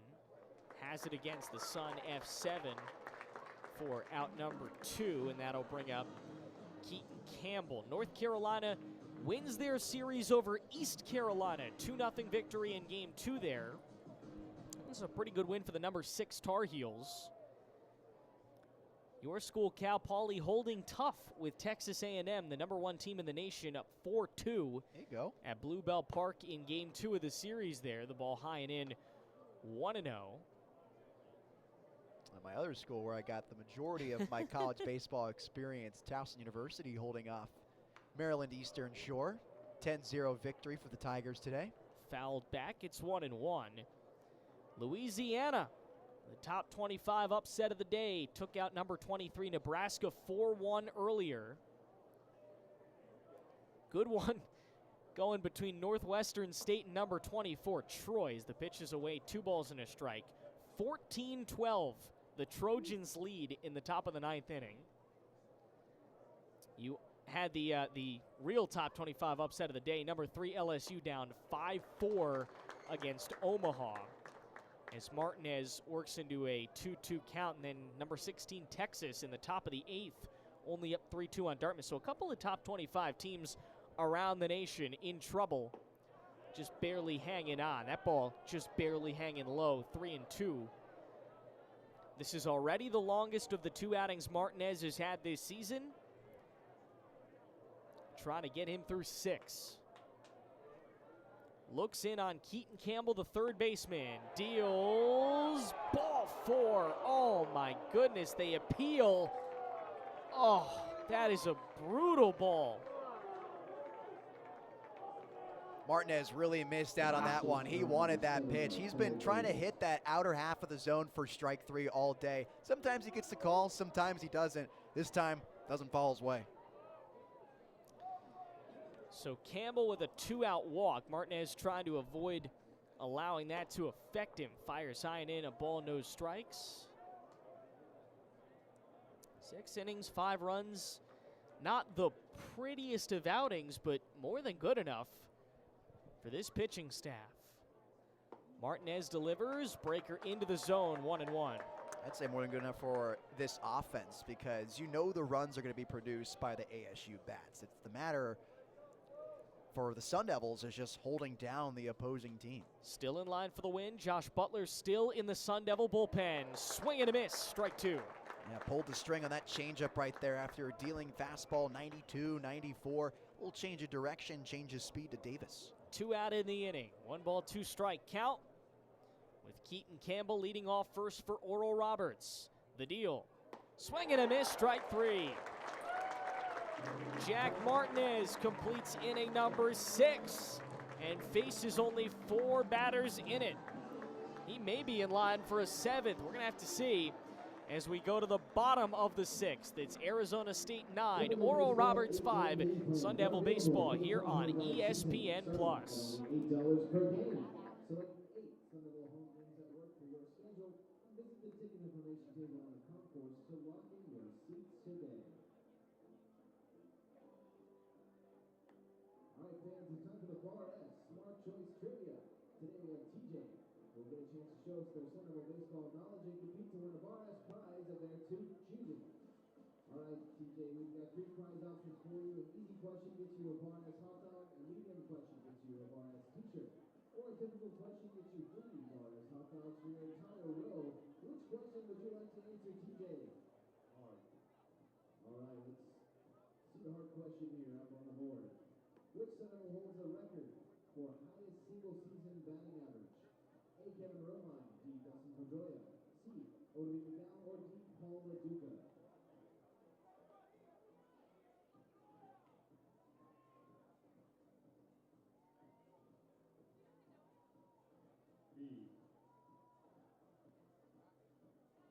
The guess was D. Dustin Pedroia. The answer is D. Paul LaDuca. So, DJ, well, thanks so much for competing in today's Smart Choice Trivia. Works up, Sun Devil fans, because Bar S has all your game time cravings covered. Grab a mild or spicy Bar S Sun Devil sausage, or try the new Bar S pitchfork dog. Now concessions. Bar S, a new team for your taste buds.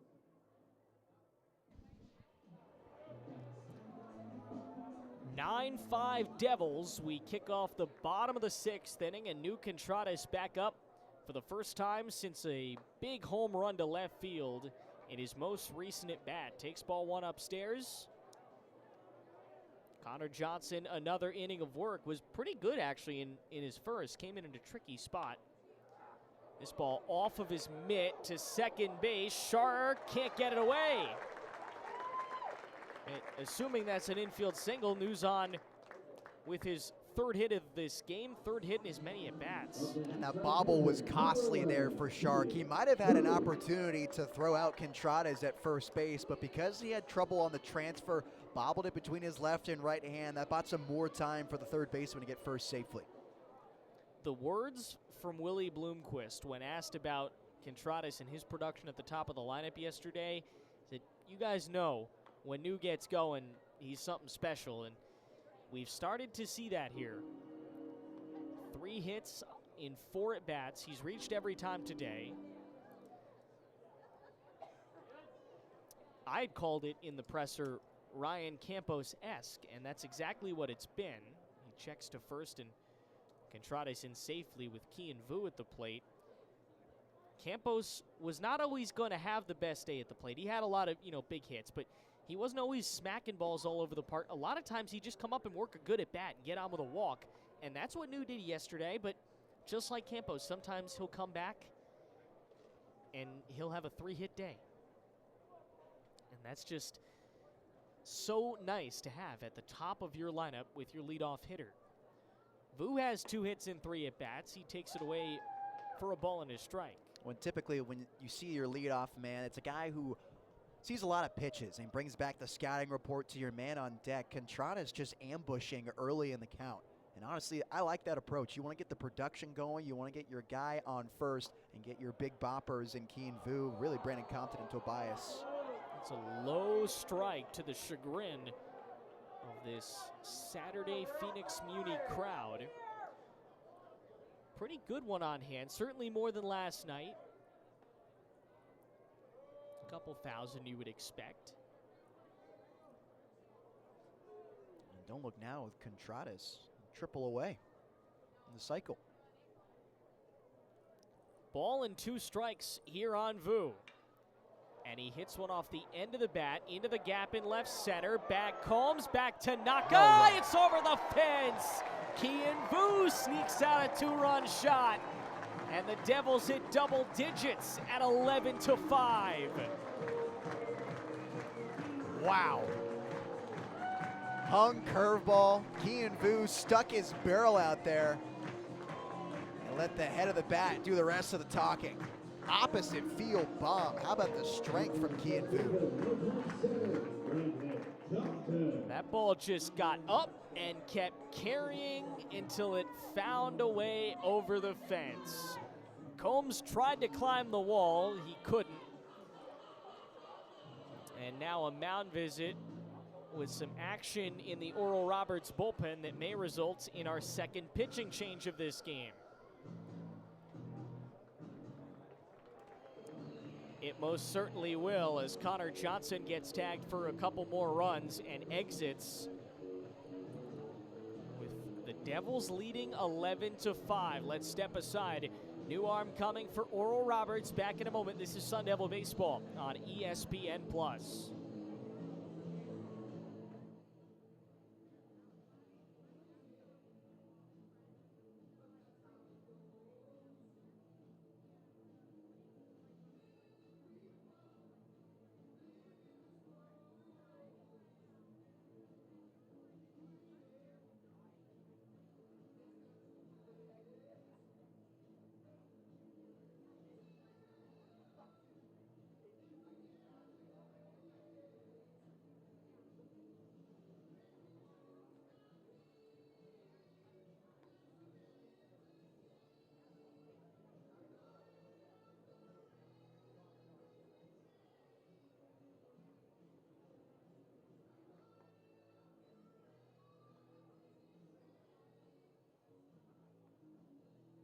Pitching for Oral Roberts, number 44, Easton Teal.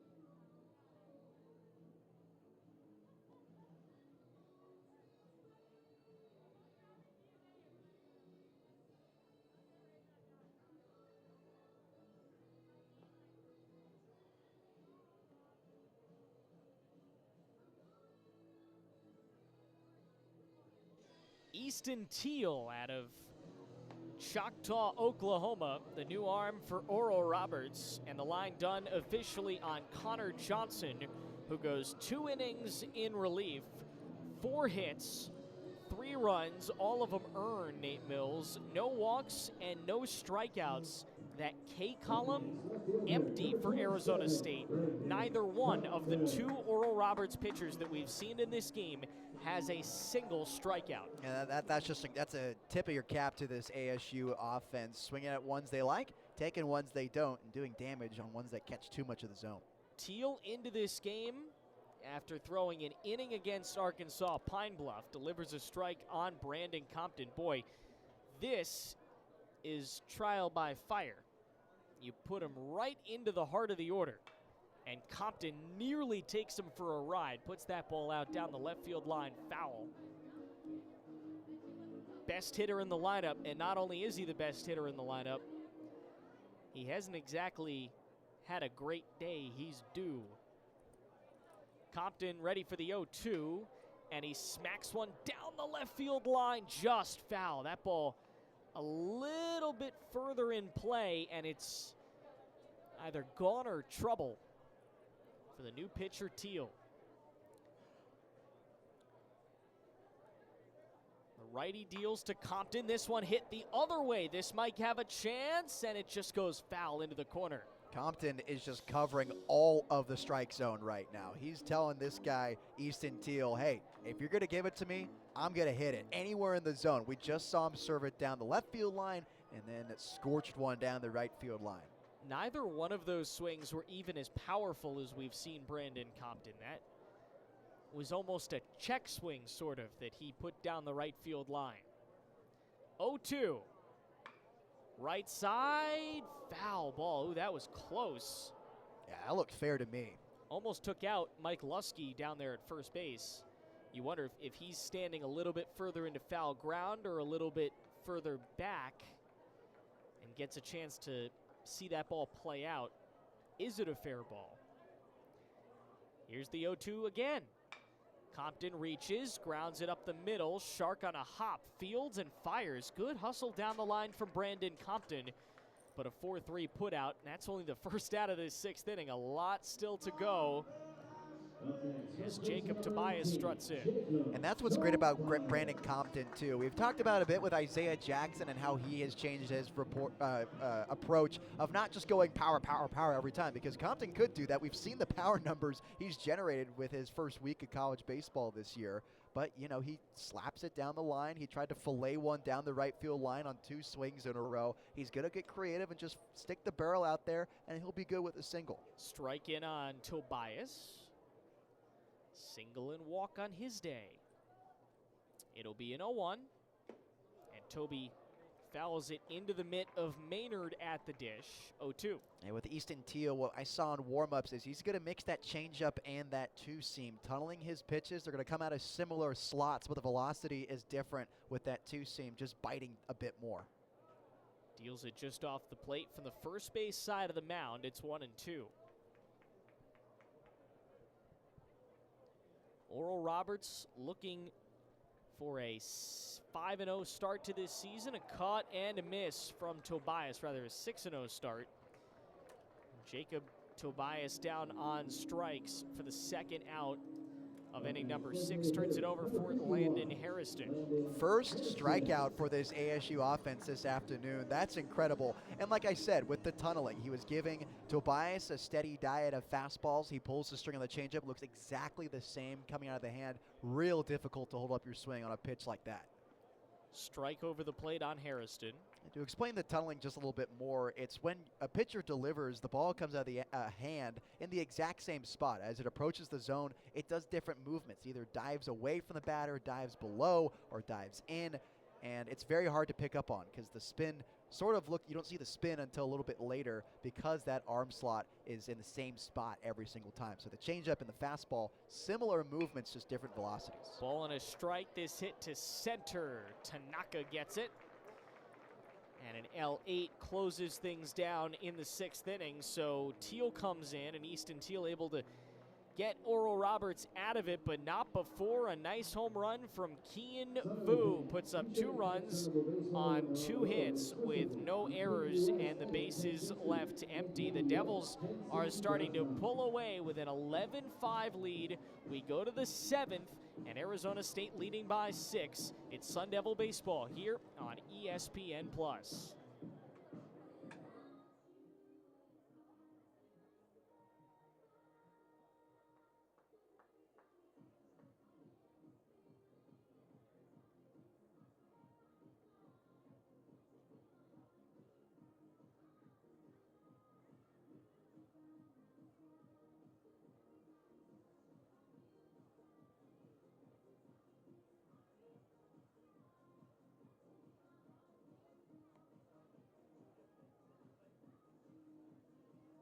Now pitching for your Sun Devils, number 32, Josh Butler.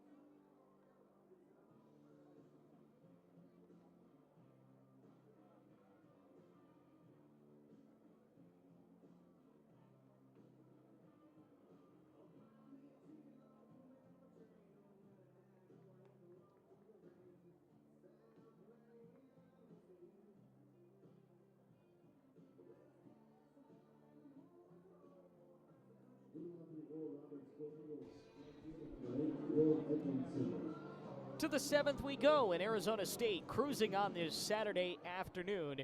11-5 lead. Jack Martinez gets the start, is in line for the win, and his day, Nate Mills, comes to an end after 6 innings. He turns the ball over to the second appearance of the season from Josh Butler. And the first pitch, Butler throws a strike right down Broadway, facing Will Edmondson. Great day yesterday, 0 for 2 so far, but walked and scored a run in his last appearance. The kick and a fire. Check swing, he went around.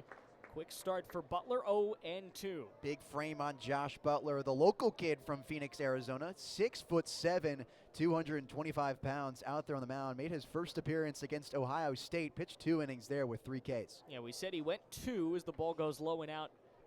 1-2. We said he went 2 innings, went up 3 hits and an earned run. No walks, 3 strikeouts. He does that today. That sets you up for whoever you want to bring in the 9th. High in the zone and chopped over to second. Zavorek's been pretty darn good defensively. Is a little slow to get there at the plate. 1 for 3 with a hit, but defensively he's certainly belonged out there. And the 4-3 putout is the first out of the 7th. So Willie Bloomquist said last night, because of the amount of pitches that Will Koger threw in the blown save, he's not coming back today. Could come back tomorrow, but you're actually in a pretty good spot here. If you can hold a lead like this, you don't need a closer. Might even be able to go 3 with Butler. Let's see how it goes. Swing and a miss. It's 0-1. I mean, if you could ever, again, we're getting ahead of ourselves, but if you could ever find a way to get Butler to the end of this game, Sunday's looking pretty darn good with basically same situation. One guy not available. Bounce to first. 3 unassisted for Jacob Tobias. 2 out here in the 7th inning. Yeah, and the way that Butler's been pitching so far, and you know, it's very early on, but he's getting 2 weak chopped grounders on the right side. If he can just keep that same energy, maybe we do see something like that. You know, there's not even anyone throwing the plyo ball out in the Arizona State bullpen. Only 6 pitches to get him 2 outs. And delivers a foul ball here on Kaane Yates.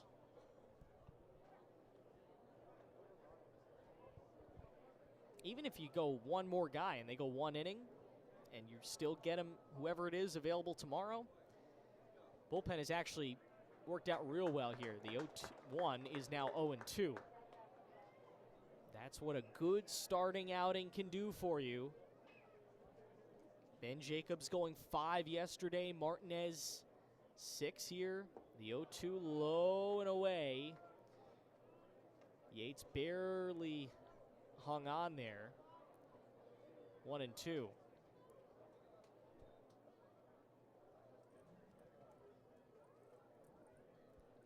One ball and 2 strikes. And here's the pitch. Swing and a miss. And Martinez gives way to a red-hot Josh Butler, who sets down all 3 batters he sees in the 7th. 1-2-3 go the Eagles, and it's stretch time with the Devils in full control. 11-5 Arizona State. This is Sun Devil Baseball on ESPN+. Presented by Arizona Green Health. Get on your feet and join us in singing Take Me Out to the Ball Game.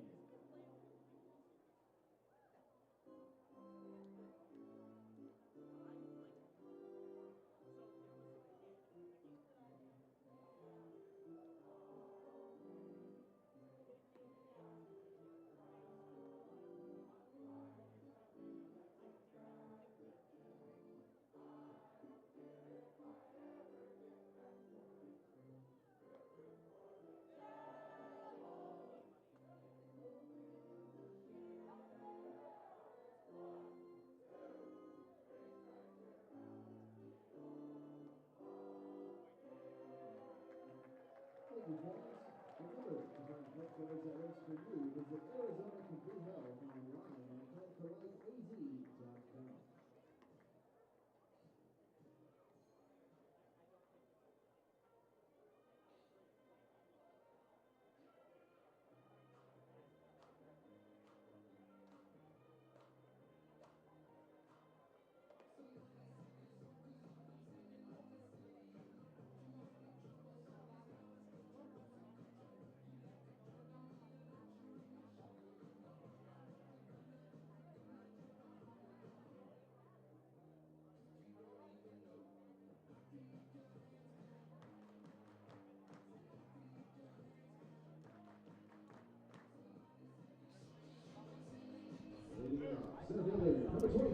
It's been a great weekend for Isaiah Jackson, and he will get the first hacks for ASU in their half of the 7th, leading this game 11-5.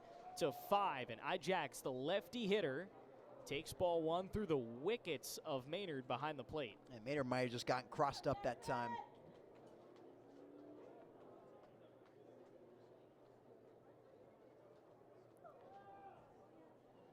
Jackson checks his swing out in front of the next one. He hangs on, the count 1-1.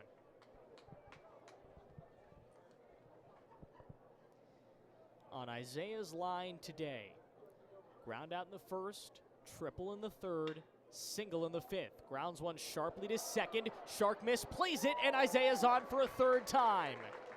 This will go down as an E4, but I don't think that really matters to Isaiah Jackson, who has reached base now for the 6th time in 8 at-bats this weekend. That's one heck of a weekend for him. And when you hit the ball hard, it gives yourself a chance. He barreled this one up to Shark, and the reason he had a trouble getting a play on it is because it was hit so hard, it got a kick off his chest, and it bounced so far in front of him, it bought time for Isaiah Jackson to make it to first, who is already fast as it is. Call ball high and in on Matt King, 1 ball and no strike. So he forced an E3 yesterday and an E4 today. That has a triple and 3 singles. What a weekend so far for Isaiah Jackson. This hit hard through the whole left side. Base hit for Matt King, his 2nd of the game. Jackson gets over to 3rd. Runners to the corners for Arizona State. They're threatening again. That might have been another hit and run situation because Jackson was already taking off. Typically with a hit and run for Matt King, you want to shoot the ball the opposite way to give more time for the runner heading towards second base to maybe reach third, but because Jackson has so much speed, he's able to slide into third safely. So now it's Brody Briggs. Fielder's choice got him on the last time up, takes off the plate for a ball and no strikes. Other than that, a couple of lineouts. So with that hit, Matt King is now the third Devil to get multiple hits on the day. Or rather the fourth. You have Contreras, Vu, Jackson, and now Matt King. Ball is low and out, 2-0. Almost half the lineup here with multiple hits. Even more that have gotten on base multiple times between walks and things like that. 2-0 runners on the corners. Pitch away, 3-0. So Easton Teal having a very similar start to Connor Johnson, where the inning he came in the middle of, he actually pitched pretty well. But as soon as things turned over and you get to a clean inning, just not looking so great. Gets the outer third call there. It's 3-1. Yeah, Johnson, started with that Key and Vu double. And then, cleaned it up after that. But then, like you said, just kind of blew up a little down the line. King on first, Jackson on third. This ball hit out of the infield, probably enough for Jackson. Davis, Combs converge. Combs the catch. Jackson fakes, draws the throw, and hangs out at third base. So no advancement. It's an F7. King stays at first as well. Yeah, that one had a lot of hang time out in left field. It didn't carry like we've been seeing the ball do today. So Combs had to come in on it, just too shallow for Isaiah Jackson. He bluffed towards home but didn't take off, as it looks like we'll see a pinch hitter here for Zvorek. Yeah, this is going to be number 5, Manny Garza. So another guy that we just didn't see after opening night. He was a little bit roughed up on opening night. Couple of strikeouts, just not really his evening. But gets a second chance at a first impression here and takes ball 1 inside. He was the starting catcher on opening night, or rather the starting DH. Cromwick was the starting catcher. And he's in for Zvorek, meaning we'll probably see another infielder there, called strike 1 and 1. I can't imagine Manny Garza is going to go out and play second base. Kyle Walker most likely never know. out there, yeah. Kyle Walker's available. You could also switch him around and have him at short and Matt King at second. We saw Jax Ryan with a hit yesterday. There's others available. I don't know that we've seen Camden Bates at all this season. The Tennessee transfer, world champion, or national champion. This ball struck off the inside of the bat to center. The run from Tanaka got it running. Start, and the throw's offline. It was good, but it was offline. And Isaiah Jackson's in for run number 12 on the day for Arizona State. RBI for Manny Garza. Man, if that throw wasn't offline, that play is a lot closer than we think. Isaiah Jackson just kind of coasted home, and Tanaka had all this momentum going towards home base because he had to charge that baseball. The throw was hard, it was on a line, but if it's on the opposite side of the bag, it's a closer play at the plate. Jackson scores for the second time today. Here's New Contreras, hits one to center. Tanaka over a little bit to his left. He's got it. And 3 straight retired there to end the inning from Easton Teal, who works around that early error in the single to get himself out of it, allowing just 1 run. It probably goes down unearned with 1 hit, no errors, and 1 runner left on base. 7 in the books. Back 2 coming up from Phoenix Muni, and it's 12-5 Arizona State. This is Sun Devil Baseball on ESPN+.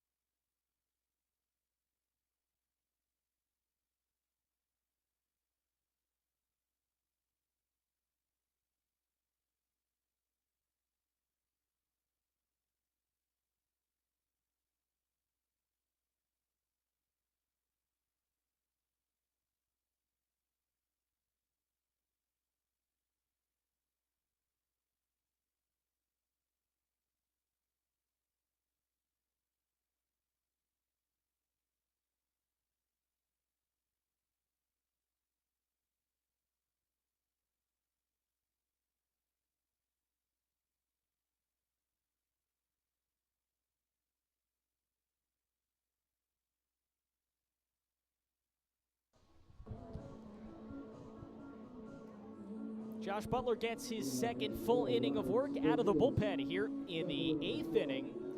It's Arizona State 12 and Oral Roberts 5 with Nate Mills, Luke Galindo directing, our entire ESPN Plus crew. I'm Aiden Blanc, delighted to be with you on a beautiful Saturday that's flown by here. Arizona State, 12 of the 17 runs scored in this game, looking to even out the series at 1 game apiece. And the first pitch from Josh Butler, trailing away. 1 ball and no strikes to the leadoff man, Cooper Combs, left fielder from his right side. Pitch to Combs out in front of it, chopping it wide of the bag at third, foul for a 1-1 count. So you were right. Kyle Walker is into this game. They're going to have him play second, which is interesting because that's not usually where they put him. He was the starting shortstop he was the starting second baseman last night. They had Jax Ryan at short, but Walker mainly at shortstop. They leave Matt King in there. And Manny Garza in for that 1 at bat, nothing else. Ball inside, 2-1. They tighten up a little defensively. Walker has come in with a big shift. He's all the way to the second base bag here. Another pitch inside, but hits the black. 2-2. He wanted to see one get over the plate because he had two misses Butler did. He yanked the fastball and almost hit Combs in the pitch prior, so he wanted to see that one over the strike zone. The 2-2 pulled wide at third. Count holds. We never did give you the final line on Jack Martinez. 6 innings, 5 hits, 5 runs, all of them earned, 4 walks and 6 strikeouts. So a good day for Jack Martinez. Would like the run total to be a little bit less, but really, it wasn't that much. That ball ripped to the dugout. We'll do another 2-2. It's serviceable enough to get a potent offense like Arizona State to get going. Does the job. 5 earned runs over 6 innings. You do that consistently on Saturdays, that's pretty good. You do that consistently out of the bullpen, that's pretty good. Josh Butler has retired the first 4 batters he's seen, and now the last 2 on a strikeout. Healthy diet of changeups and curveballs, and that at bat to Cooper Combs, and then reveals the changeup last second. Gets a big swing and a miss on Combs. Brings up Jack Shark, second baseman, righty swinger. 1 for 3 on the day with a double, and he gets his second hit, ripping it past New Contrades and down the left field line for a base hit. Now 2 for 4. And 1 on with 1 out for Oral Roberts here in the 8th. That's their first hit since the 5th inning, that 2-run homer from Tanaka. Ethan Fender, first baseman, up next. Also 1 for 3. 1 single, the only hit on his day, and he takes strike 1. Fender had the first hit of the day. Way back in the 2nd inning. Was an isolated incident, though, because Martinez struck out the next batter. He's currently waiting on deck, Matthew Maynard. Cricket pitch makes it 1-1. Back tomorrow, early start, noon local time. Our first pitch in the series finale. The 1-1 on way. Cuts down, it's 1-2. That slider generating a half swing from Ethan Fender. That's exactly what this bullpen wants to do. Make the hitters as uncomfortable as possible and generate some longevity for these pitchers. Butler deals. Called strike 3. 3 strikeouts in 4 batters for Josh Butler out of the bullpen. Turns it for Matthew Maynard with 2 out here in the 8th, and only 4 outs for Oral Roberts to make up a 7-run deficit. Oh, and just a flying saucer of a slider that time. Started in the middle of the zone, completely broke out. Maynard is 0 for 3. Strikeout, ground out, fly out. That's ball 1. And just missing that time. Try to hit the outer half with that fastball. And noon tomorrow. Then it's back home for Oral Roberts up against Missouri State in a midweek on the 25th. As Butler gets to a 1-1 count. The Devils will hit the road for the first time this season, a 2-game midweek series against UCLA, the 25th and 26th. Boy, it's just so strange to be saying that, a non-conference series against UCLA that counts 1 and 2. But Willie Bloomquist is a child of the Pac-12 very much. Grew up in Washington and then played his college ball here. He said he wants to keep those series going with the Pac-12 legacy schools. How about Josh Butler, a legacy kind of arm, walking off the mound, having retired all but one of the batters he's faced. Now, 6 batters in 7 have gone down, and the only one to reach is left out there. No runs on 1 hit, no errors, and 1 runner left. 12-5, Devils 3 defensive outs from evening the series. Back in a moment, it's Sun Devil Baseball on ESPN+.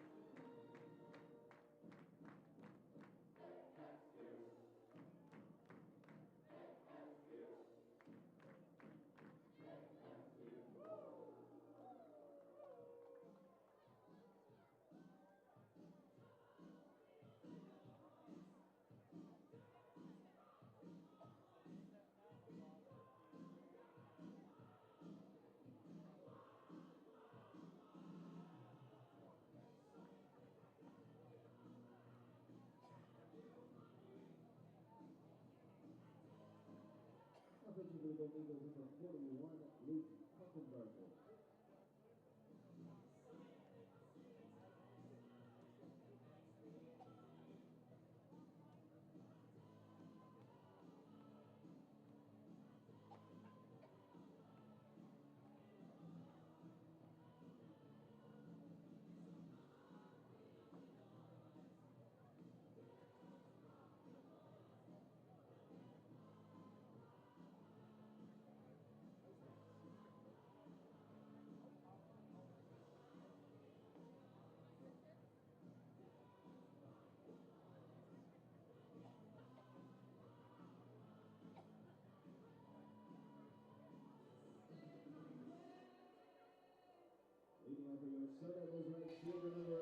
Luke Puffenbarger makes his college baseball debut as we head to the bottom of the 8th inning. Last ups likely for Arizona State.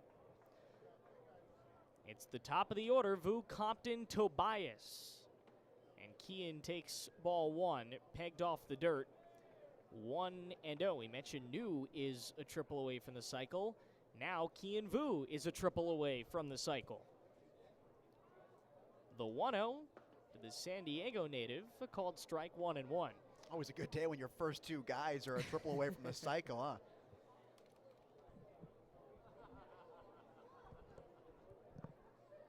Ball and a strike here. Fouled away off of Maynard, 1-2. We mentioned this is Puffenbarger's first ever collegiate outing, so they've thrown a lot of true freshmen today. The only one who appeared in this game that wasn't a true freshman is Nathan Love, the starting pitcher. Fouled away. Count stays 1-2. Final line for Easton Teal. It's not a bad one. 2 innings, a hit, a run. It doesn't go down earned. No walks, and he's the only Oral Roberts pitcher that has recorded a strikeout. Jacob Tobias, the only Devil to strike out today. Vu avoids the strikeout. Pinwheels a ball down the first base line. Count 1-2 still.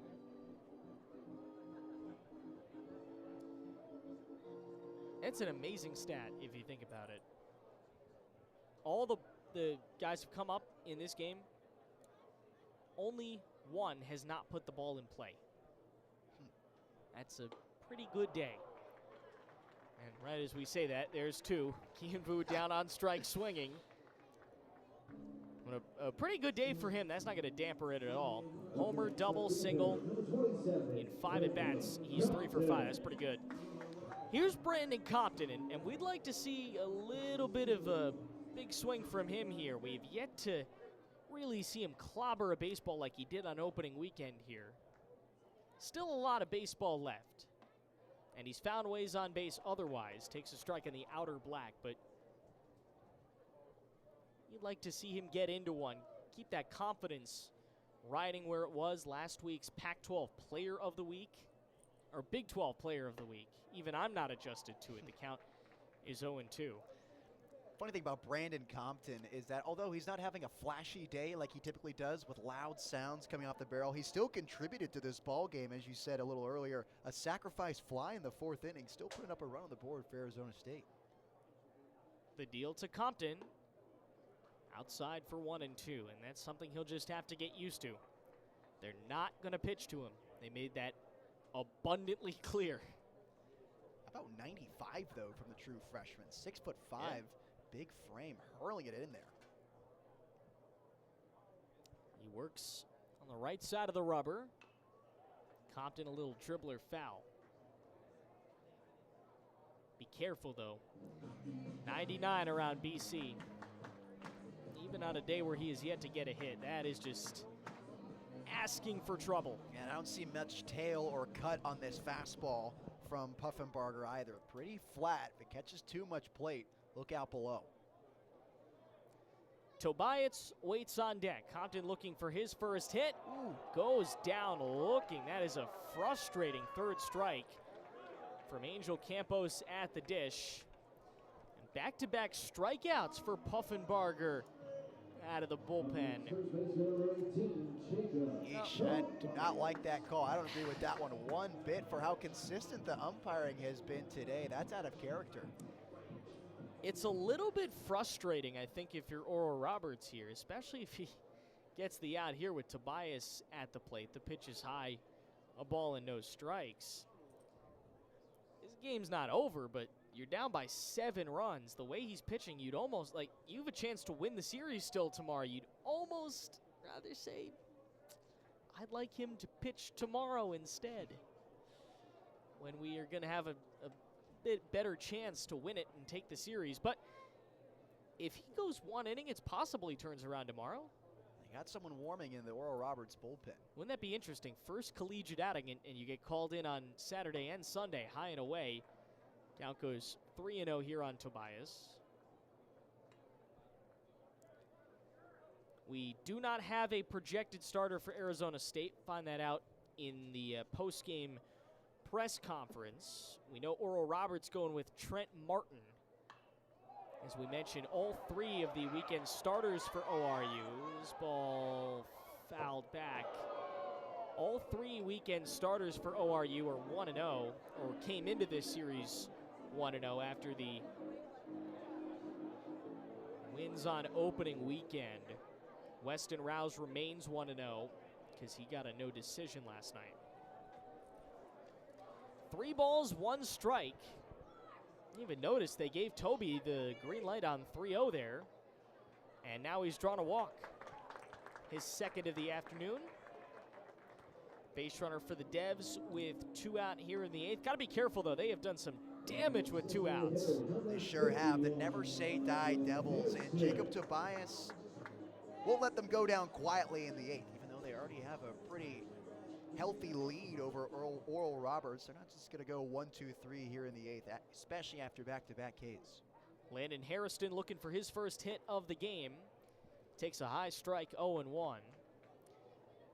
Coming in last night, midway through, and cranked out a couple of hits. Got the start today, has not quite found the grasp, but still has put the ball in play. You just gave way too much space to Jacob Tobias. You give him an inch, he will take a mile, hustles on down to second. And a runner in scoring position now for the DH Harrison. And a good dirt ball read from Tobias. You don't always have to be the fastest runner, but if you're seeing the angle, the downward angle on that curveball like on that time, you can get a good jump towards second base. It'll be a 1-1. Finds the zone for 1-2. It's a noon first pitch. Be on the air here on ESPN Plus. And these teams will be on their way. This a little dribbler back up the mound, fielded by a shuffling Davis. Over to first in time, though. A good hustle from Landon Harrison. 6-3 the putout. And we'll see what Willie Bloomquist decides to do on the mound in inning number 9. There is action in the Sun Devil bullpen, but the call has not been made. There's a good chance, indeed, Josh Butler is going out for a third inning of work. He'll try to get the final 3, close this thing down when we return. 12-5 Arizona State. This is Sun Devil Baseball on ESPN Plus.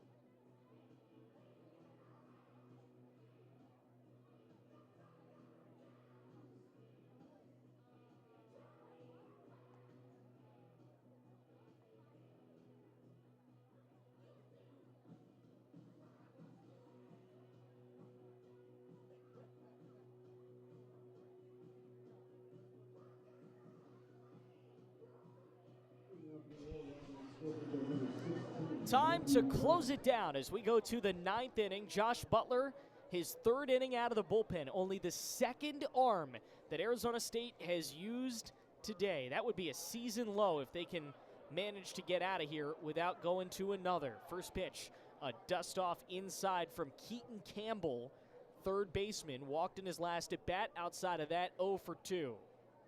Though he's actually going to be pinch hit for, with Matthew Brandt getting his first appearance of the series. The pitch to Brandt. Finds the outer third, 1-1.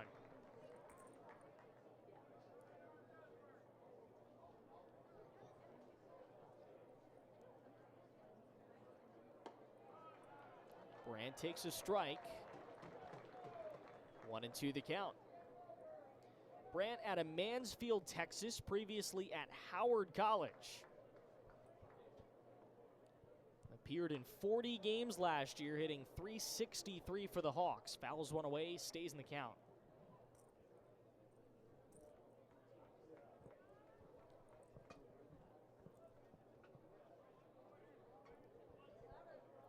Righty swinger. The middle infield deep, and he grounds right into it. Walker at second, over to first. One down here in the 9th. And if you're Willie Bloomquist, all you want right now, you have a 7-run lead, is a cleaner 9th than you saw last night where Will Koger came in and blew the save. You just want to get 3 outs here and move on to Sunday without having to use another arm. Absolutely, and that was a good first step right there. A soft bouncing ball from Brandt. Walker was placed perfectly. He shifted almost over second base once again. Martell Davis will stay in his spot in the lineup, and he takes a ball low. Davis will walk and a run back in the 5th, a strikeout and a ground out to bookend that.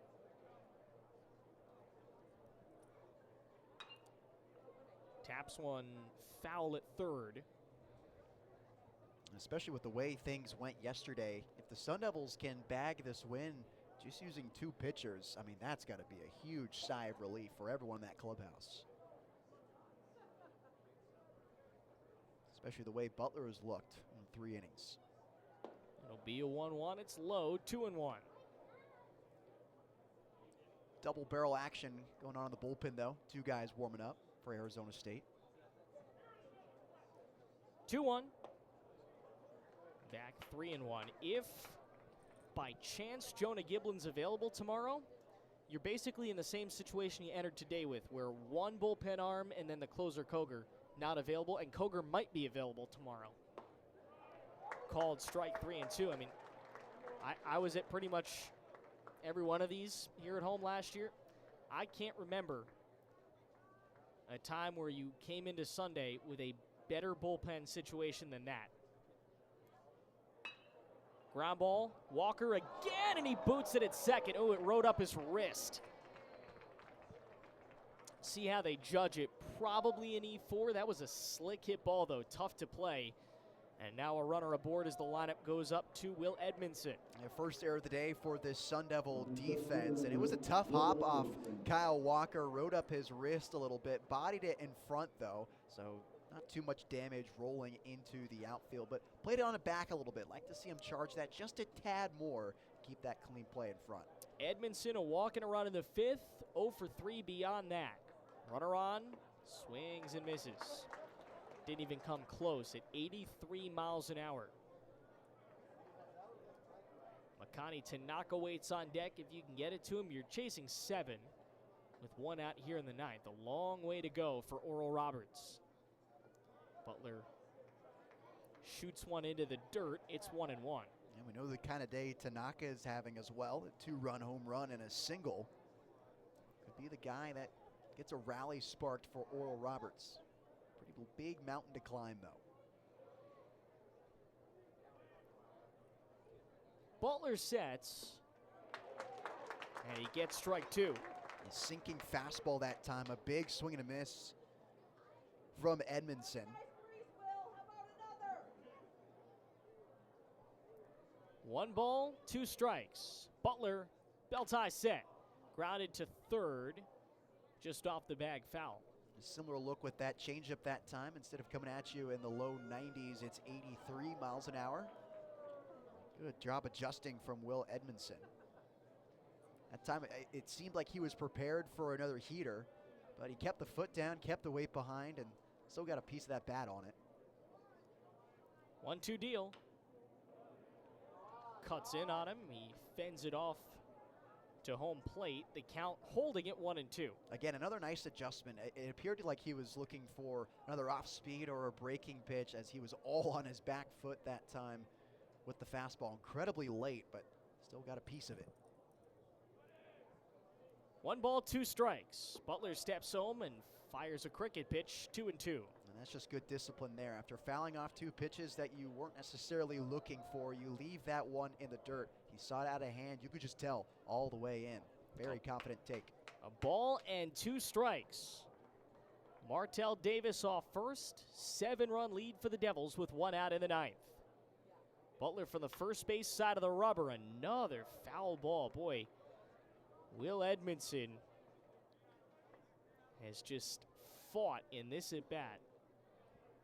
And putting together a real nice AB. Oral Roberts not going down without a fight. Entered yesterday and went 5 for 5 getting on base. Grounds it towards second. The only plays to first, and they get out number 2.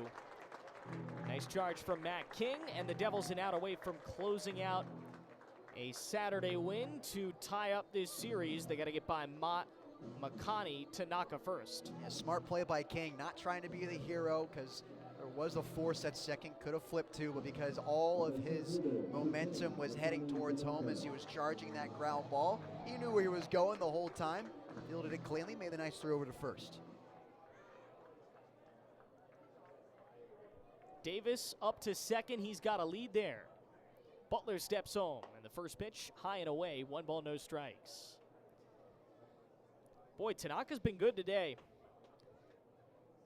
Had that momentum after the single to give him the lead in the 9th inning yesterday. He has 2 more hits today. He's up to 421 on the young season. Takes a strike and the count even at 1-1.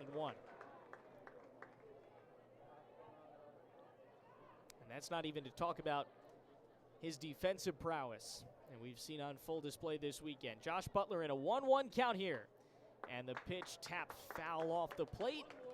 Butler a strike away from a nice 3-inning stretch to close this thing out. He won't get a win, he won't get a save, but he'll get the applause of Sun Devil fans. Jack Martinez in the dugout right now waiting to try and earn a win. A ball and 2 strikes, 2 out, 7-run lead in the top of the 9th. The deal from Butler is swung on and missed. The Devils bounce back on this Saturday afternoon and earn themselves maybe their most all-around victory of the season. 6 from Jack Martinez with 5 earned runs allowed, 3 scoreless out of the pen from Josh Butler. New Contrades, Key and Vu, each just a hit shy of the cycle. And ASU forces a rubber match on Sunday afternoon with the Golden Eagles. Yeah, Aiden, you took the words right out of my mouth. I think this is the best win for Arizona State so far in this young season because it was so all around. The offense showed up, 12 hits, 12 runs, and it goes without saying the pitching was fantastic for Arizona State. Only using 2 guys, Jack Martinez, Josh Butler. We talked about it earlier. We like to see that run count go down just a tad more, but you know, with the way this offense plays for Arizona State, 5 runs get you a win because the Sun Devils racked up 12. Jack Martinez gets his first win of the season. He's 1-0. Nathan Love, the loss. He's now 1-1. For Arizona State, they close this game out with 12 runs on 12 hits with 1 error. And Oral Roberts, 5 runs on 6 hits, 2 errors. We don't quite know the pitching matchup for tomorrow. We know Oral Roberts planning to throw Trent Martin. We don't quite know about the Devils, but safe to say, if you want a bullpen game tomorrow, you can go with it. You don't play again until Tuesday.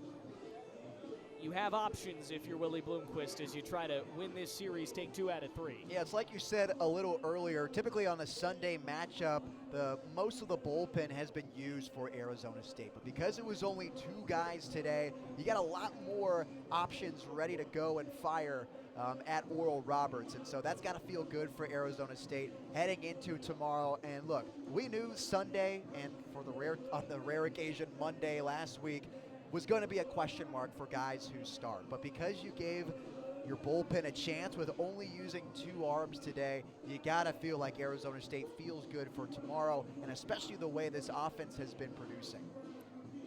So once again, our final score, Arizona State 12 and Oral Roberts 5. Our next baseball broadcast tomorrow afternoon, the final game of the series with Oral Roberts right here on ESPN+. It is a noon first pitch. Winner will take 2 out of 3 and go home with a series victory. Our next stream is tomorrow morning. Sun Devil softball playing New Mexico State, 11:30 a.m. Arizona time. And we'll look forward to seeing you there. For our entire stream team production crew, Luke Galindo, our producer-director, and Nate Mills, my broadcast partner, I'm Aiden Blanc, saying good night from Phoenix Municipal Stadium here in the desert. The Devils tie up the series, 12-5 winners. Thanks for watching Arizona State Baseball right here on ESPN+.